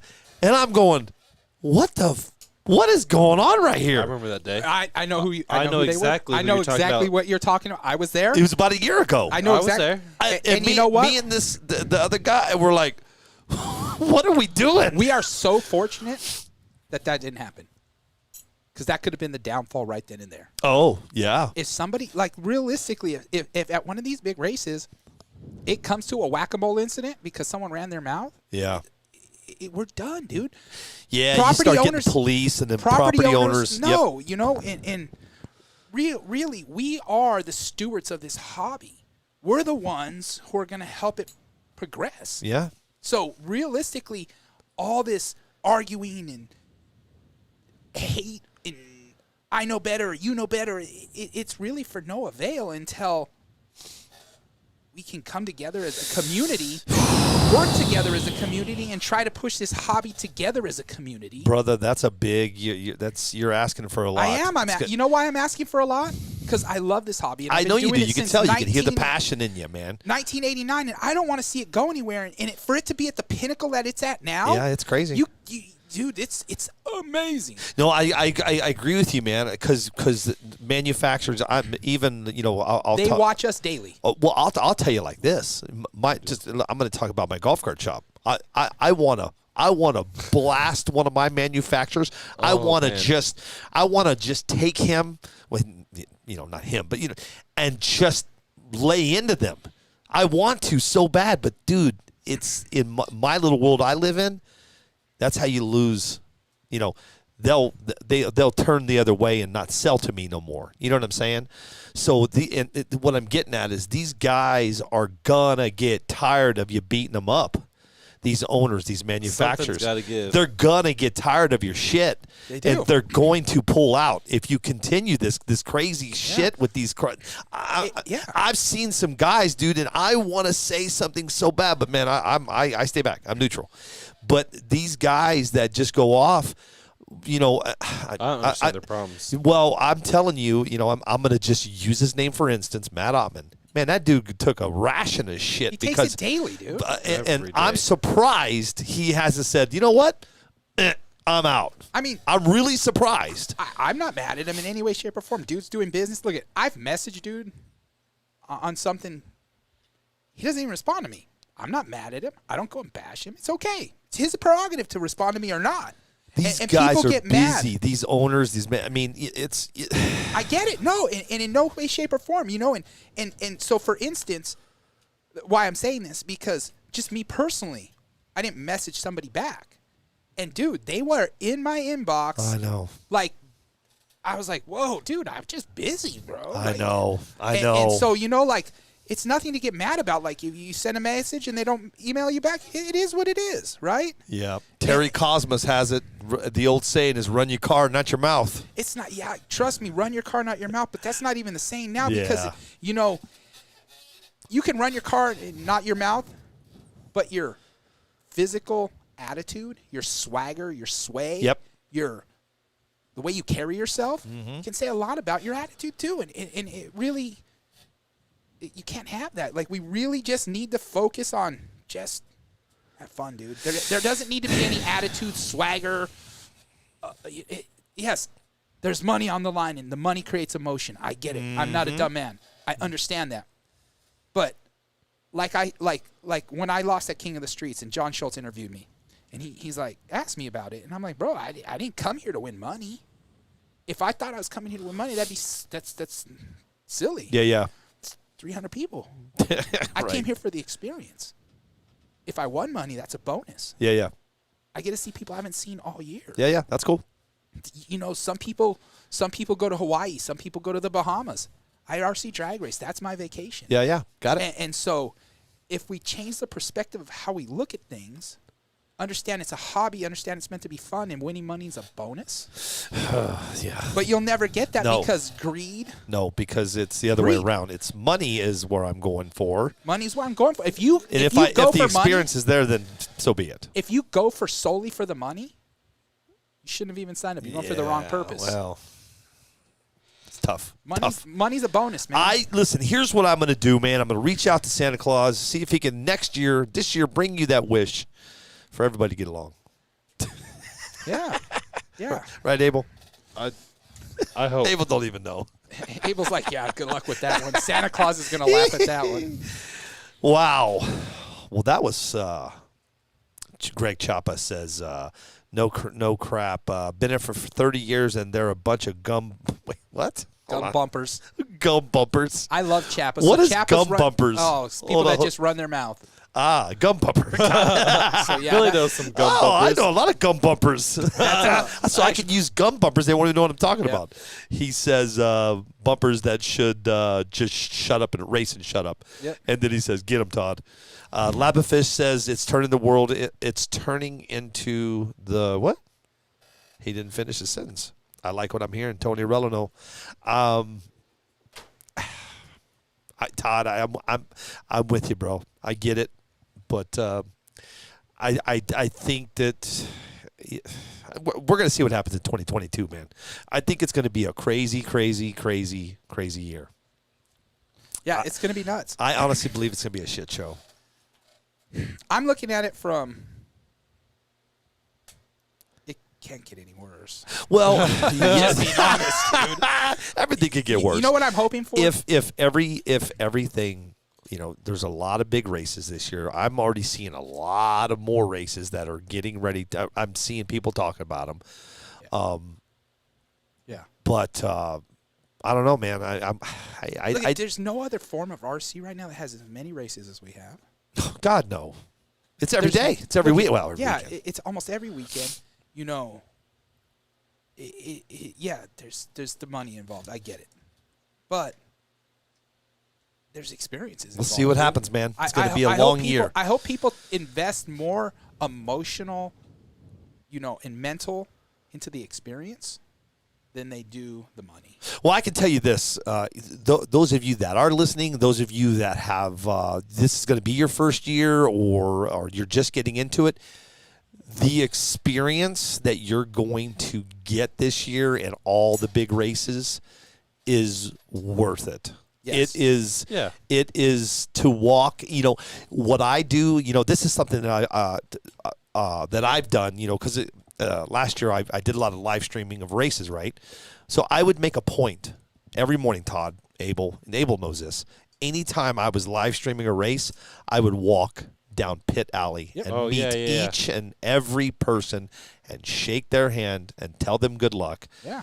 And just to see the pit stalls, the tools, it's a full blown experience. It's a full blown experience, man. Yeah. And I do. That's what and that's how I met all these people. But I can tell you this: you that are getting into it, you that are in it, this is going to be a really big year, big races. Big races. Buckle up. Buckle up. I agree. But just try to, like Todd says, man. I know you guys got a lot to say. We all do. Believe me, Abel knows. Abel works with me here at the Battery Guy. I got. There's a lot I want to say, but I can't say. Yeah. I have to back off because Todd, if I start lashing out, there's some things that I would love to say, but I can't. I get it. So there's a lot I would like to say too. So I have to. Right. You just got to keep it real, man. So. All the guys and girls, gals, I mean, that if you have something to say, man, you can say it, but say it in a way. Don't be. There is a proper way to say it. There is a proper way of telling somebody that their product is awful or you don't like the way that they do things. Just, dude, There is a way of doing it. Constructive criticism That's it. can help develop better products, dude. Not your shit sucks. Great. Dude said my shit sucks. How do I fix my shit sucks? I'm going to Google. My shit sucks. Oh, my goodness. Google doesn't give me any information on how to make my shit sucks better. Yeah. Like, dude, serious. If you feel a product sucks, message them and say, hey, I've had a bad experience with your product. I'm not going to go bash you, but hey, I think this might be a way to make your product a little better. And you know, privately. Oh yeah, that's Listen, one thing. If you have something to say it. But you don't need to put it on these boards, man. Yeah, because you start bashing a new product. Do you think they're going to go fix the product and remake it? I agree with you. Say like this, bye-bye. That's one less thing we get to I don't have to deal with it. Right. Agreed. Yeah. Going back to what I just said, and Tim Barth, that's how I met Tim. Yeah. I walk the pits every time I go into a race, and I'm going to live stream that race. I go and I meet each individual, and that's how I met Tim. Tim's a good dude, man. Yep. That's how I met him. Street racing has always had people talking crap. Boyd Ferry says that. Absolutely. You know what? That'll never change. Good trash talk is a fun thing. Yeah, there is a good trash talk. There is good trash talk. Yeah, it's necessary, dude. It's necessary. You know? Like when you pull up to the line, my favorite thing is to ask my opponent, hey, do you have AAA insurance? Because I'm about to drag your ass and I don't tow for free. Jesus. No free tows here. Yes. That's healthy trash talk. I agree with you, and I'm the first one. Listen, you race me. I've only raced twice. You race me, I'm gonna trash talk you. Yeah. Dude, I'm like leader in Knoxville. Yeah. Come on, you know, I sat there and trash talking. And you hit him with the Gapplebees. We went to Applebee's after. No, Gapplebees. Oh, you gapped we him. did go to Applebee's. Yeah, did you go to Applebee's? I gapped him. You Gapplebeed him, didn't you? I Gapplebeed it. I gotta be careful, man. I love leader. I gotta be. I don't have a problem with gapped anybody. the shit out of him. You served him up a portion of Gapplebee and then took him to Applebee. Nobody hashtag leader fast because I don't need. Billy fast. Yeah, no, because Jacob will call me and say, "Well, you talking shit, Billy? Let's do this again." I love leaders. Don't worry. Here. I'll use that. No, you don't want me to use your car, man. No, please. It goes straight. There is a way to come up to the line and have a good time without like offending people. Agreed. I mean, dude, come on. Look at some of these top guys have so much passion. You know who my favorite racer is? Tell me. Tony? Hands down. Is it Tony? Tony who? It is James Dibble. Dibble. Oh, okay. Dibble is. I don't talk to Dibble enough. I should probably reach out and talk to Dibble more. He is such a phenomenal human. Yeah. They don't get better, Nope. man. Nope. And he's huge giving. Like, it's crazy. He's huge giving when it comes to knowledge, experience, kindness, just being a good human. Yeah, he's a good dude. That is like when people look at me, I want them to think like, oh, he's like Dibble, like nice guy. Like that's what I strive to be. I strive to be like Dibs, you know? Yep. You know, dude, the Hawaii guys, dude. Oh yeah. All of them. The Aloha Spirit, you know, like Jay Joseph and Jerry Bronson Baxter and all those guys. and Tavios all the and Batistas, the Batista, like, dude, they brought me my favorite food in the world, I know, my right? spam masubi. I love it. And so, you know, these guys are just they have that kindness, dude, and that's what this sport's about. Not rude and disrespectful and mean and lashing out, and that's all. I was getting ready to ban Sonny Manning and Todd Kirkwood because they're talking crap about me. Not sure how straight it'll go with Billy driving that thing. It'll go straight. Hey, that was rude, by the way. I mean, it's not that you didn't go straight last time. You did go straight. Yeah, straight, and it just into kept a going. curve. Yeah. Hey, so what we do is we give him a controller, and one of us stands in the pit and brakes when he and needs just to. drive. So it, like behind him, like That's good. I like that. And I could just sit there and just. Billy, do your stance. I got a stance, by the way. I have a stance. Oh, you have a stance. Yeah, I do too. I got that layback. Yeah, my wife has my stance. She had it. I don't know where she. Oh, it was down in Yuma. Yeah. She sent me a picture of it the other day. It was pretty funny. Yeah, much love to you, Sonny. Dane Norris, Billy Shaw problem is stopping. You can make them go, right? Yeah, that's what I said. Billy can go straight. We'll go straight but as he an doesn't arrow. know how to stop. That's his problem. He gets excited and just forgets he has to brake. I just throw over. I just hold the trigger. Just kept trigger. That's all you got to do. Yeah, and just keep going. Just keep going. All right. Well, listen, man. With the chassis day turned into NPRC rules and turned into. I actually like it. I'm actually glad that it ended up like this. I really am. Hold on though. Uh-oh. So, Mark. Oh. Mark. I will put this together. Okay, we talked about this last night. We have to get everybody at the speed. Hold on. We got to get everybody at the speed. Last night. There was a call out. Here. I have a picture. Can I send you my time slip first, though? Oh, no. For this car? I'm showing everybody a picture. So Mark Vine was in last night. He brought in one of these. Hold on. Here, let me show everybody. So this is what Mark brought in last night. I'm going to be having one here soon. I thought it was a wheelie bar. I did. I said No, you did not. Yes, I did. I said that last night. You know who else thought it was a wheelie bar? I sent that to Dane Norris. That's talking right now. I sent that to Dane Norris. And he goes, Billy, what the hell? What wheelie bar is that? I said, dude, it's a motorcycle. Yeah, it's rad. Yeah, it's rad. So let me set the stage here. So last night, Mark Vine was on. He brought one of these in. So Mark's watching. Mark's watching. He's watching. Yeah. I freaking love Mark, dude. There he is. Hey, Mark, we're getting it all set up, buddy. We're working on it. We're getting it set up, Mark. Mark, I got that last night. Can you post that? Huh? Just so when you post he the car. sent you a picture. I sent you a time slip from this car. Oh, okay. So where was I? Okay, so last night Mark had on this the motorcycle, and we were talking about it, and we started talking about Todd. He started talking about Todd's Pro Mod. I tried to get Todd on the horn last night, but he was out to dinner, so no big deal. But dude, awesome. Rev XS Customs. Yep. RevXSCustoms.com. Nick Eichler is the one who makes these. Dude, I've got 4 of these coming. Say, Mark, by the way, look, Mark's watching. Mark, there's our 4. Nick just wants to know what colors.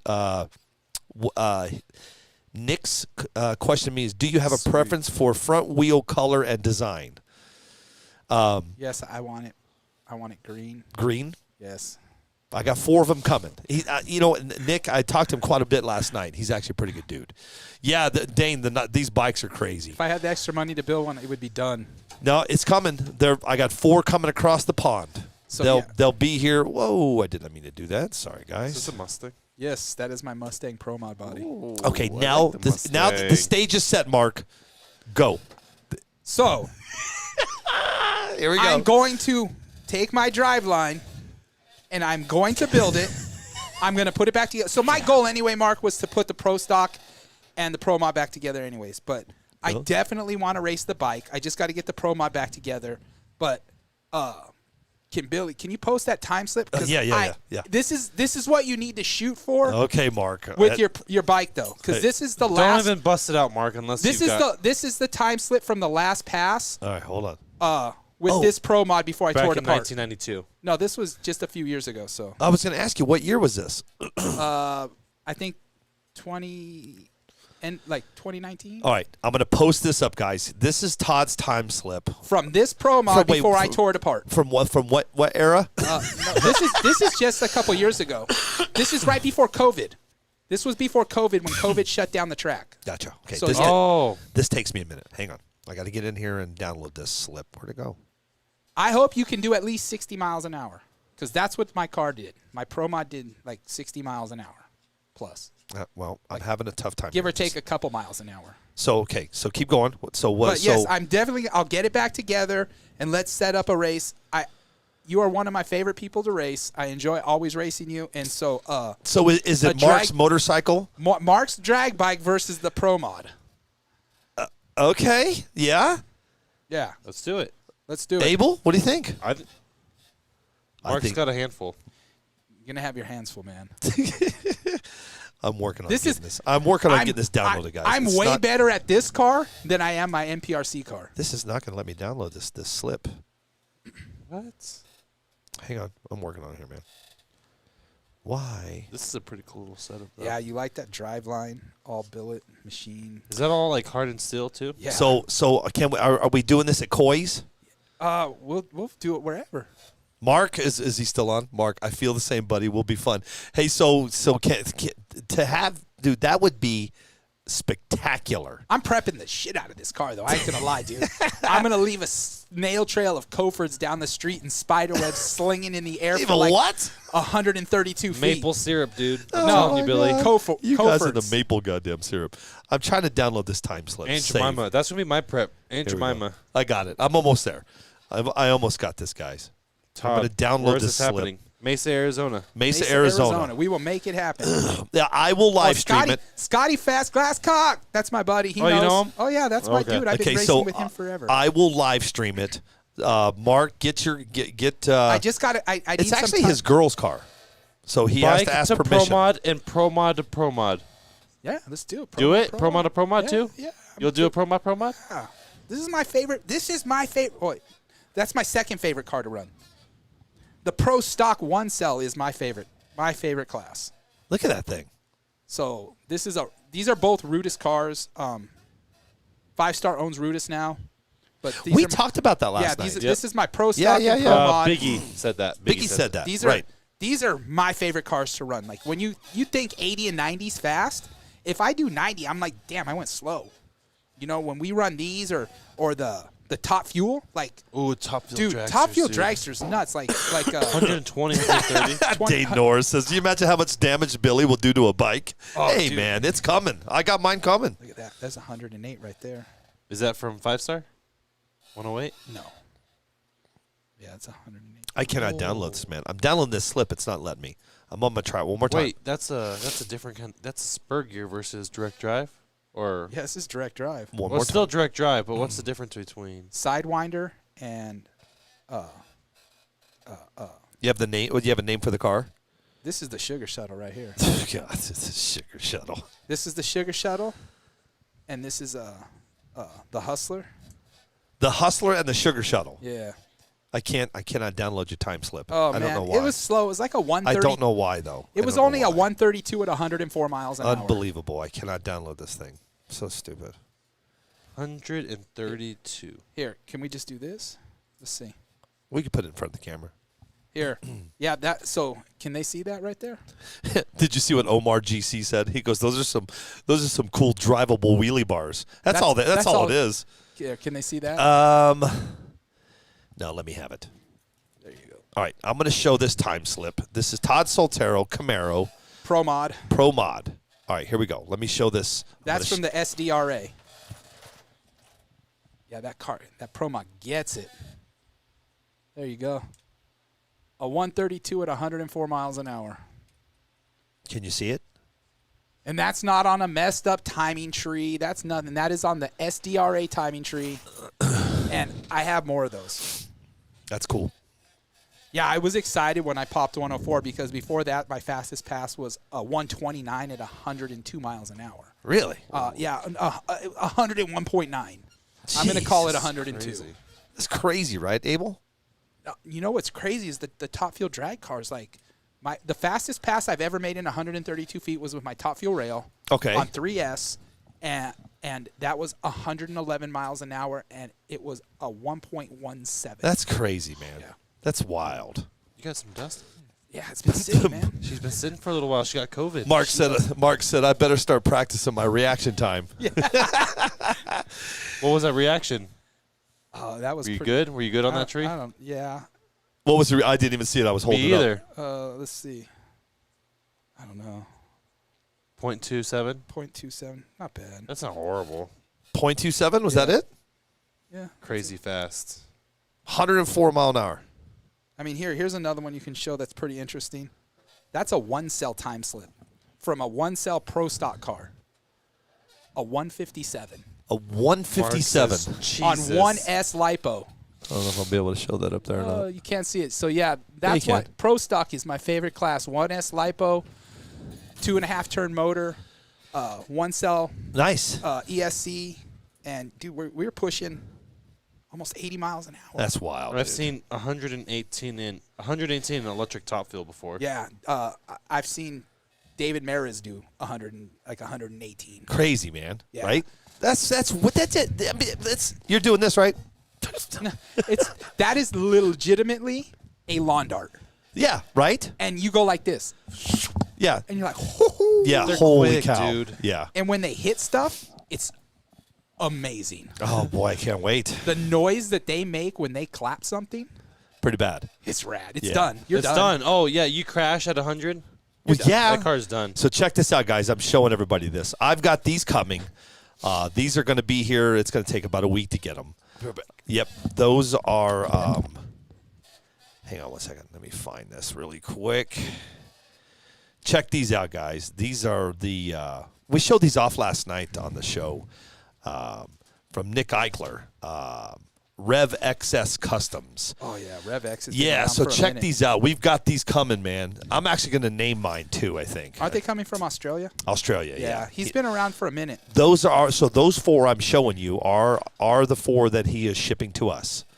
And they're coming, guys. So Mark and I were talking about last night. We'll have our own little class. So in Australia, they have a huge RC drag racing scene. Like the first 100-mile-an-hour pass I ever saw was from a guy in Australia. He in a top fuel, he did like a 117 at 100 and something miles an hour. It was crazy. You know, their scene down there used to be huge. Pretty big, right? Yeah. Is it growing there too? I don't know. You know, racing in the RCDRL is crazy. I've got a race with guys from New Zealand, dude. Like they That's flew wild. from New Zealand, and now he's my friend, and we message each other. And I've New talked Zealand. talked to him for years, and you know the guy's crazy. He'll fly out here. This is wild. He flies out here to buy cars and stuff like that, and puts them in shipping containers and takes them home and sells them because they're worth way more money there. More money, right. And while he's here, he comes and races with us. That's cool. Stan is the coolest Kiwi you'll ever meet. The dude's buck wild, like beyond buck wild. Yeah. And just a shit ton of fun to hang out with. And dude, you're racing with this dude from New Zealand, and he's just excited. That's cool. So, yeah. That's super cool. All right. Well, listen, man. Tim Barth, Foam Tire Bikes. Yes, sir. We got 4 of them coming, Tim. We're actually going to have a little class out here. Mark, and then we're going to put a race together between Mark and Todd. It's going to be me and Billy and me and Abel. Yeah, it'll be Todd's Pro Mod against Mark's motorcycle. His don't forget the strawberries, my wife from RevXSCustoms.com. Yeah. Don't forget the strawberries, That's Billy. my life, dude. This is how my wife and kid communicate. They do it through here because I'm on here so much. I'm kidding. It used to be like that.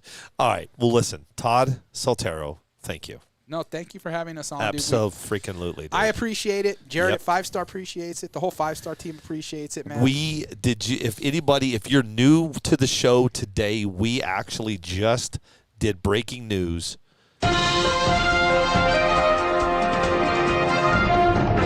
Go for it, Todd. Tell it. What is it?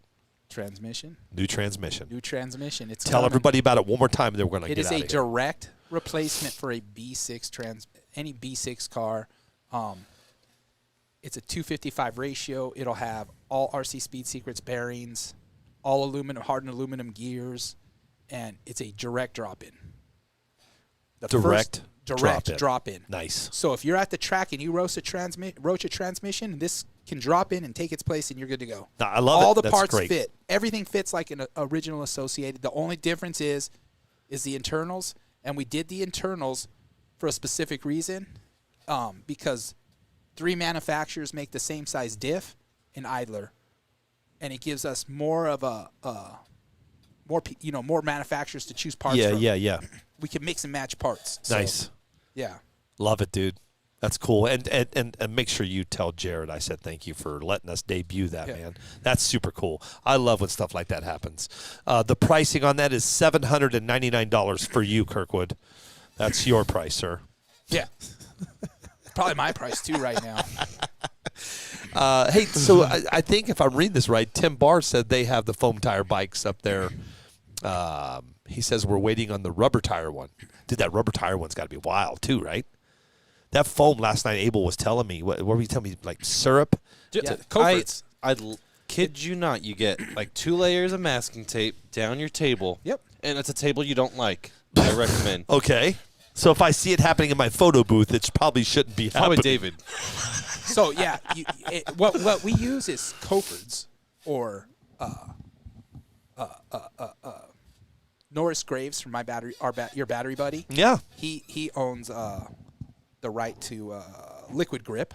Okay. And then tons and tons and tons of guys on the East Coast run foam tire.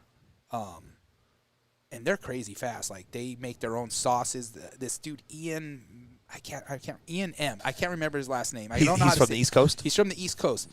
The dude makes his own tire stuff, and the dude's out smashing like 1.2s, 1.3. Wow. It's crazy with an all-wheel drive car. That's wild. Doing like over 100 miles an hour. What? Like, yeah, it's crazy. Yeah, that's the East Coast guys are big into just rocket ships, man. They just 32 cells and let's make it do 300 Florida miles stuff. an hour. Florida Yeah, stuff. like, Talking well, about like everything- A scale and stuff. Yeah, everything's weird in Florida though, bro. Dude, they get wild. in wild, Florida. right? Wild. Hey, You've seen them, Billy. They've been here once yeah, in a yeah, while. yeah, like, yeah, you know yeah, what, yeah. dude. Wow! Yep. As they go down. Yep. Kyle Bro says, for you, Kirkwood, it's only 9 easy payments of $64.99. That sounds like a deal.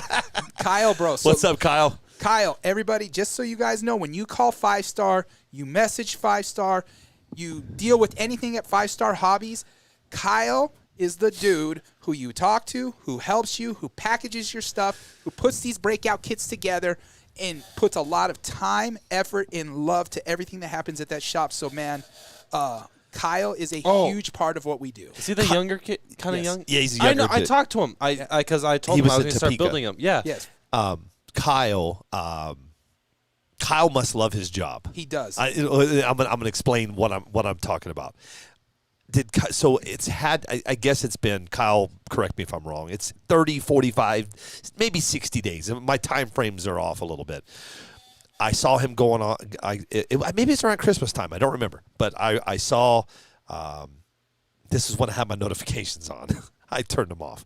Kyle went and did a post, and he says, I got to tell you, man, I'm letting everybody know I'm coming back to 5starhobbies.com, and thank you to he did a nice post on returning. I don't know if he had a contract or what he was doing, but he did a nice post on. That's how you know somebody that really loves what they do, man. For first and foremost, at the helm, man, and I have to say this, dude, at the helm is Jared Baker, and Jared is a super, super, super busy man. He owns another business, and 5-Star is a business that's more of like a project of love, right? Yeah, he does something with gas, right? Gas stations. Gas and stations. stuff Yeah. like that. Him So- and I had a long talk. And so, for the amount of BS that goes on and him still wanting to do it first off is amazing, because he's a man of very little time, and he legitimately goes from his one job and company that he owns and running those 2 companies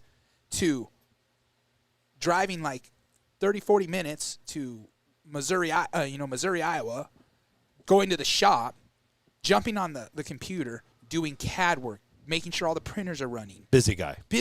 And he'll get there at 5:30, and sometimes that dude leaves 5-Star at like 3 in the morning, goes home, goes to bed, gets up, and does it again. And that back half of time where he could be at home with his family is dedicated to 5-Star.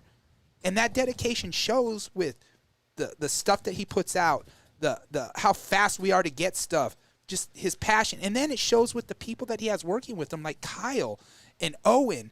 And it's just an amazing group of guys. And it's not even, they're not my friends. That's my family now. Yeah. And so, and to see the effort and hard work and dedication they all put in is awesome. And that's why I'm dedicated to 5-Star, because of how much they care. Yeah.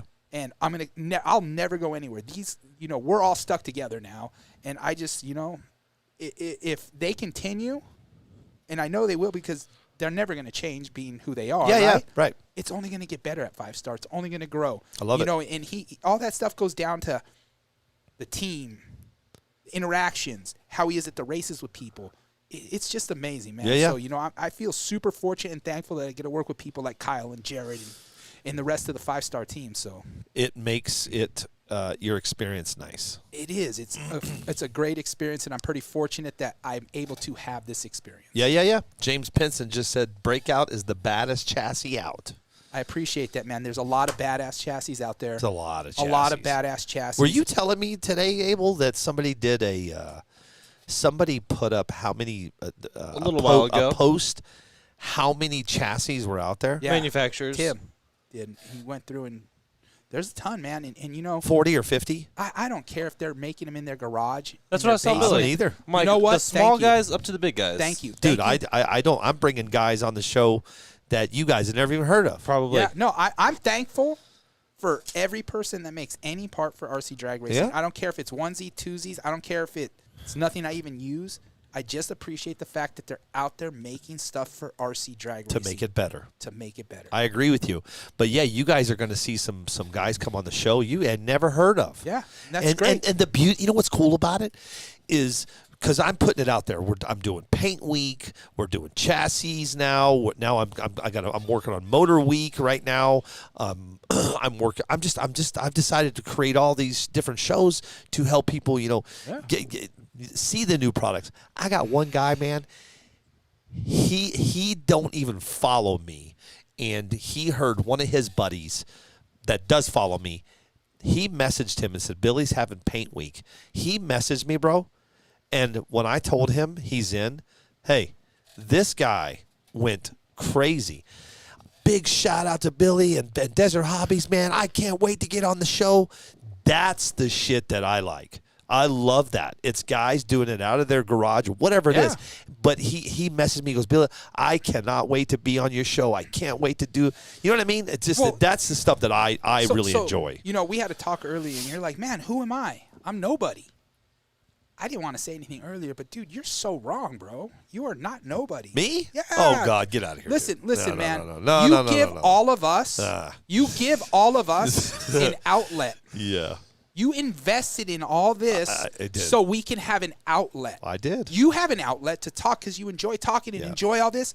But at the end of the day, like, really, you gave us all an opportunity for our voices to be heard, our stories to be told, our excitement, our enthusiasm to be shown. Like, without people like you and WebRC and Tim Smith's podcast and Tyler with Sean Rusin doing their Missing Link RC and Drag, RC Drag Talk and, you know, I don't care if you like them or not. They're giving us outlets to be heard, man. True. I give you that. So we need to be thankful as a hobby in drag racing that we have those outlets because tell me how many shows do off-road talks? I don't know. How many shows do go that you can pull up a podcast and listen to about dirt oval racing? I don't know. Yeah, I don't either. So we're super fortunate of what we have. That's man. a very good point. Thank you for that. And you are not nobody. You are definitely somebody that's given a lot of us an outlet, man. And like I said, without you, my voice wouldn't be heard. The 5-star cars wouldn't be seen like they're being seen right now. You know, the other manufacturers wouldn't have an outlet. You've given us an outlet. Oh, you know, I appreciate that. And you know, I really appreciate that, dude. It means a lot, you know. And I try, you know, Todd knows me. Abel knows me. I do my best to get the big guys and the small guys on here. I am neutral. I want the guy out of his garage. I try. But when you think you get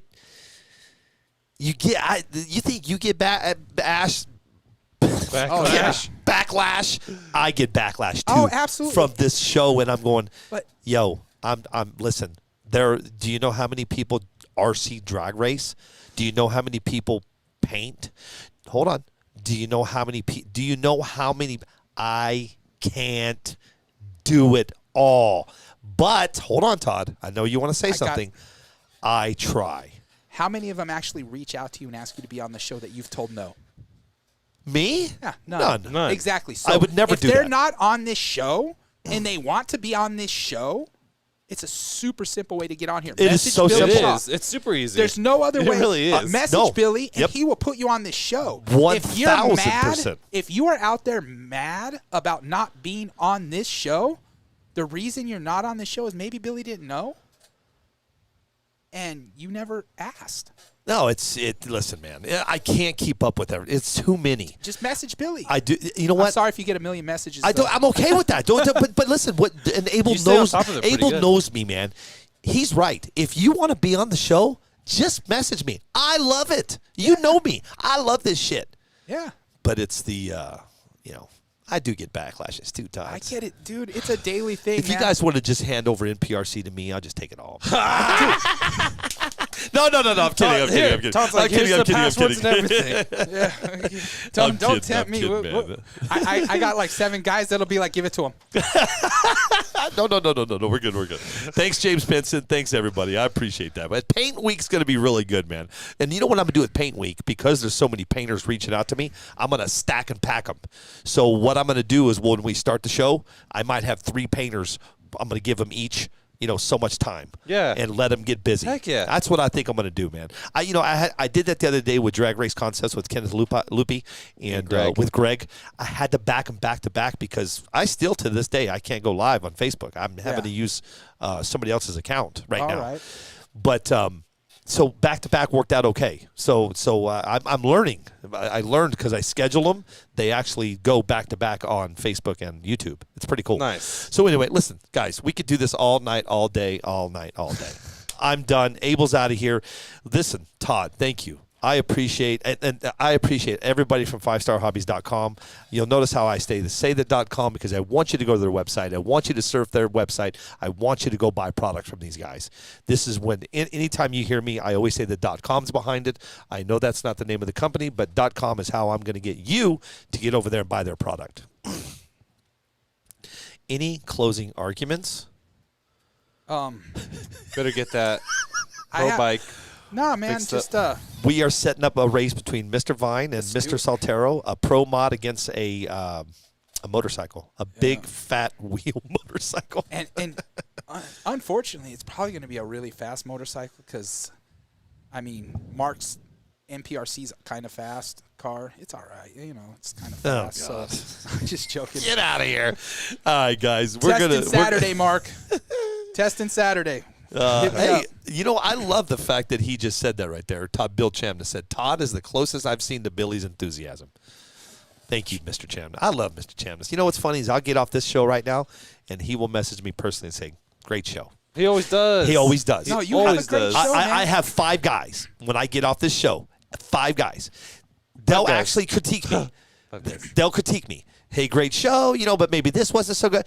I take that shit. I love it. When I leave out of here, I wait for my messages. But that's good because it helps you build a better product. It helps me build a better program. Listen, if you don't think this program's getting better, Abel, Todd, I'm changing. Look, we got green screens now. I've got something even better coming. Look at that. Look at that. Bam, yeah, the effing star. I put the 5-star hobbies star behind them. So that's what we call it, though. It's called the effing star. The effing star. Effing star. The effing star. Nice. Because it has an F in the star. Nice. The F in star. F in star. Ronnie Neighbors, later, buddy.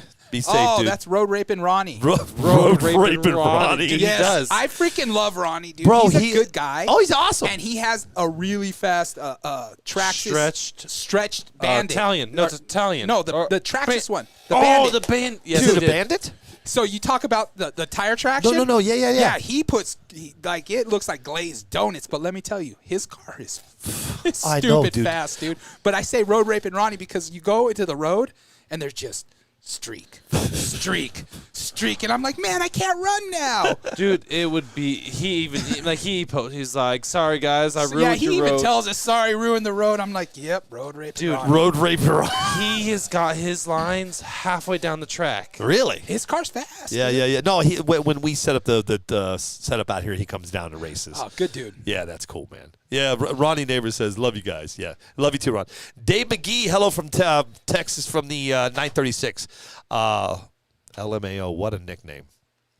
That was a pretty rough nickname, dude. Road raping Ronnie. No, it's not in a bad way, but dude, you see what he does to the road? Listen, he has his way with that even, road. I even told him I have to gave him say that this. nickname one day, and he just laughed. But I have to say this, and I think Abel is too. He said that, Ronnie. I did, Ronnie. I told Ronnie that. I was like, dude, I gave you a nickname, and he's like, what's that? I'm like, road raping Ronnie. Like, the road is destroyed. But, dude, he's out there he goes out there by himself, dude, and just has, legitimately, he probably has more fun than all of us combined. Yeah, that's cool. Bob Hamilton. So what? Obviously, you saw what I did this week. It was Chassis Week. Chassis Week's going to roll over into next week because I've got some more chassis. I can't keep up. Paint Week is going to be guys that paint. Man, it's guys that I don't care if they paint drag race, dirt. I don't care what they paint. I want to meet them. I want to see their paint jobs. I want to give them the floor and let them promote their business, Mr. Hamilton. So that's what it's all about. So Triple R, right? Chris O'Born says Triple R. Road raping Ronnie. Bob Hamilton's one of my sponsors. Thank you, Bob. Bob's Body Shop. Bob's Body Shop. He does all my paint for me. Oh, that's why he meant. That's what he meant. Yeah, Mr. Hamilton. So we're doing. You're more than welcome. Join the show. Anybody's looking for a paint job, man, that's the guy. Awesome. I need a paint job. Yeah, Bob. I Bob need a paint job.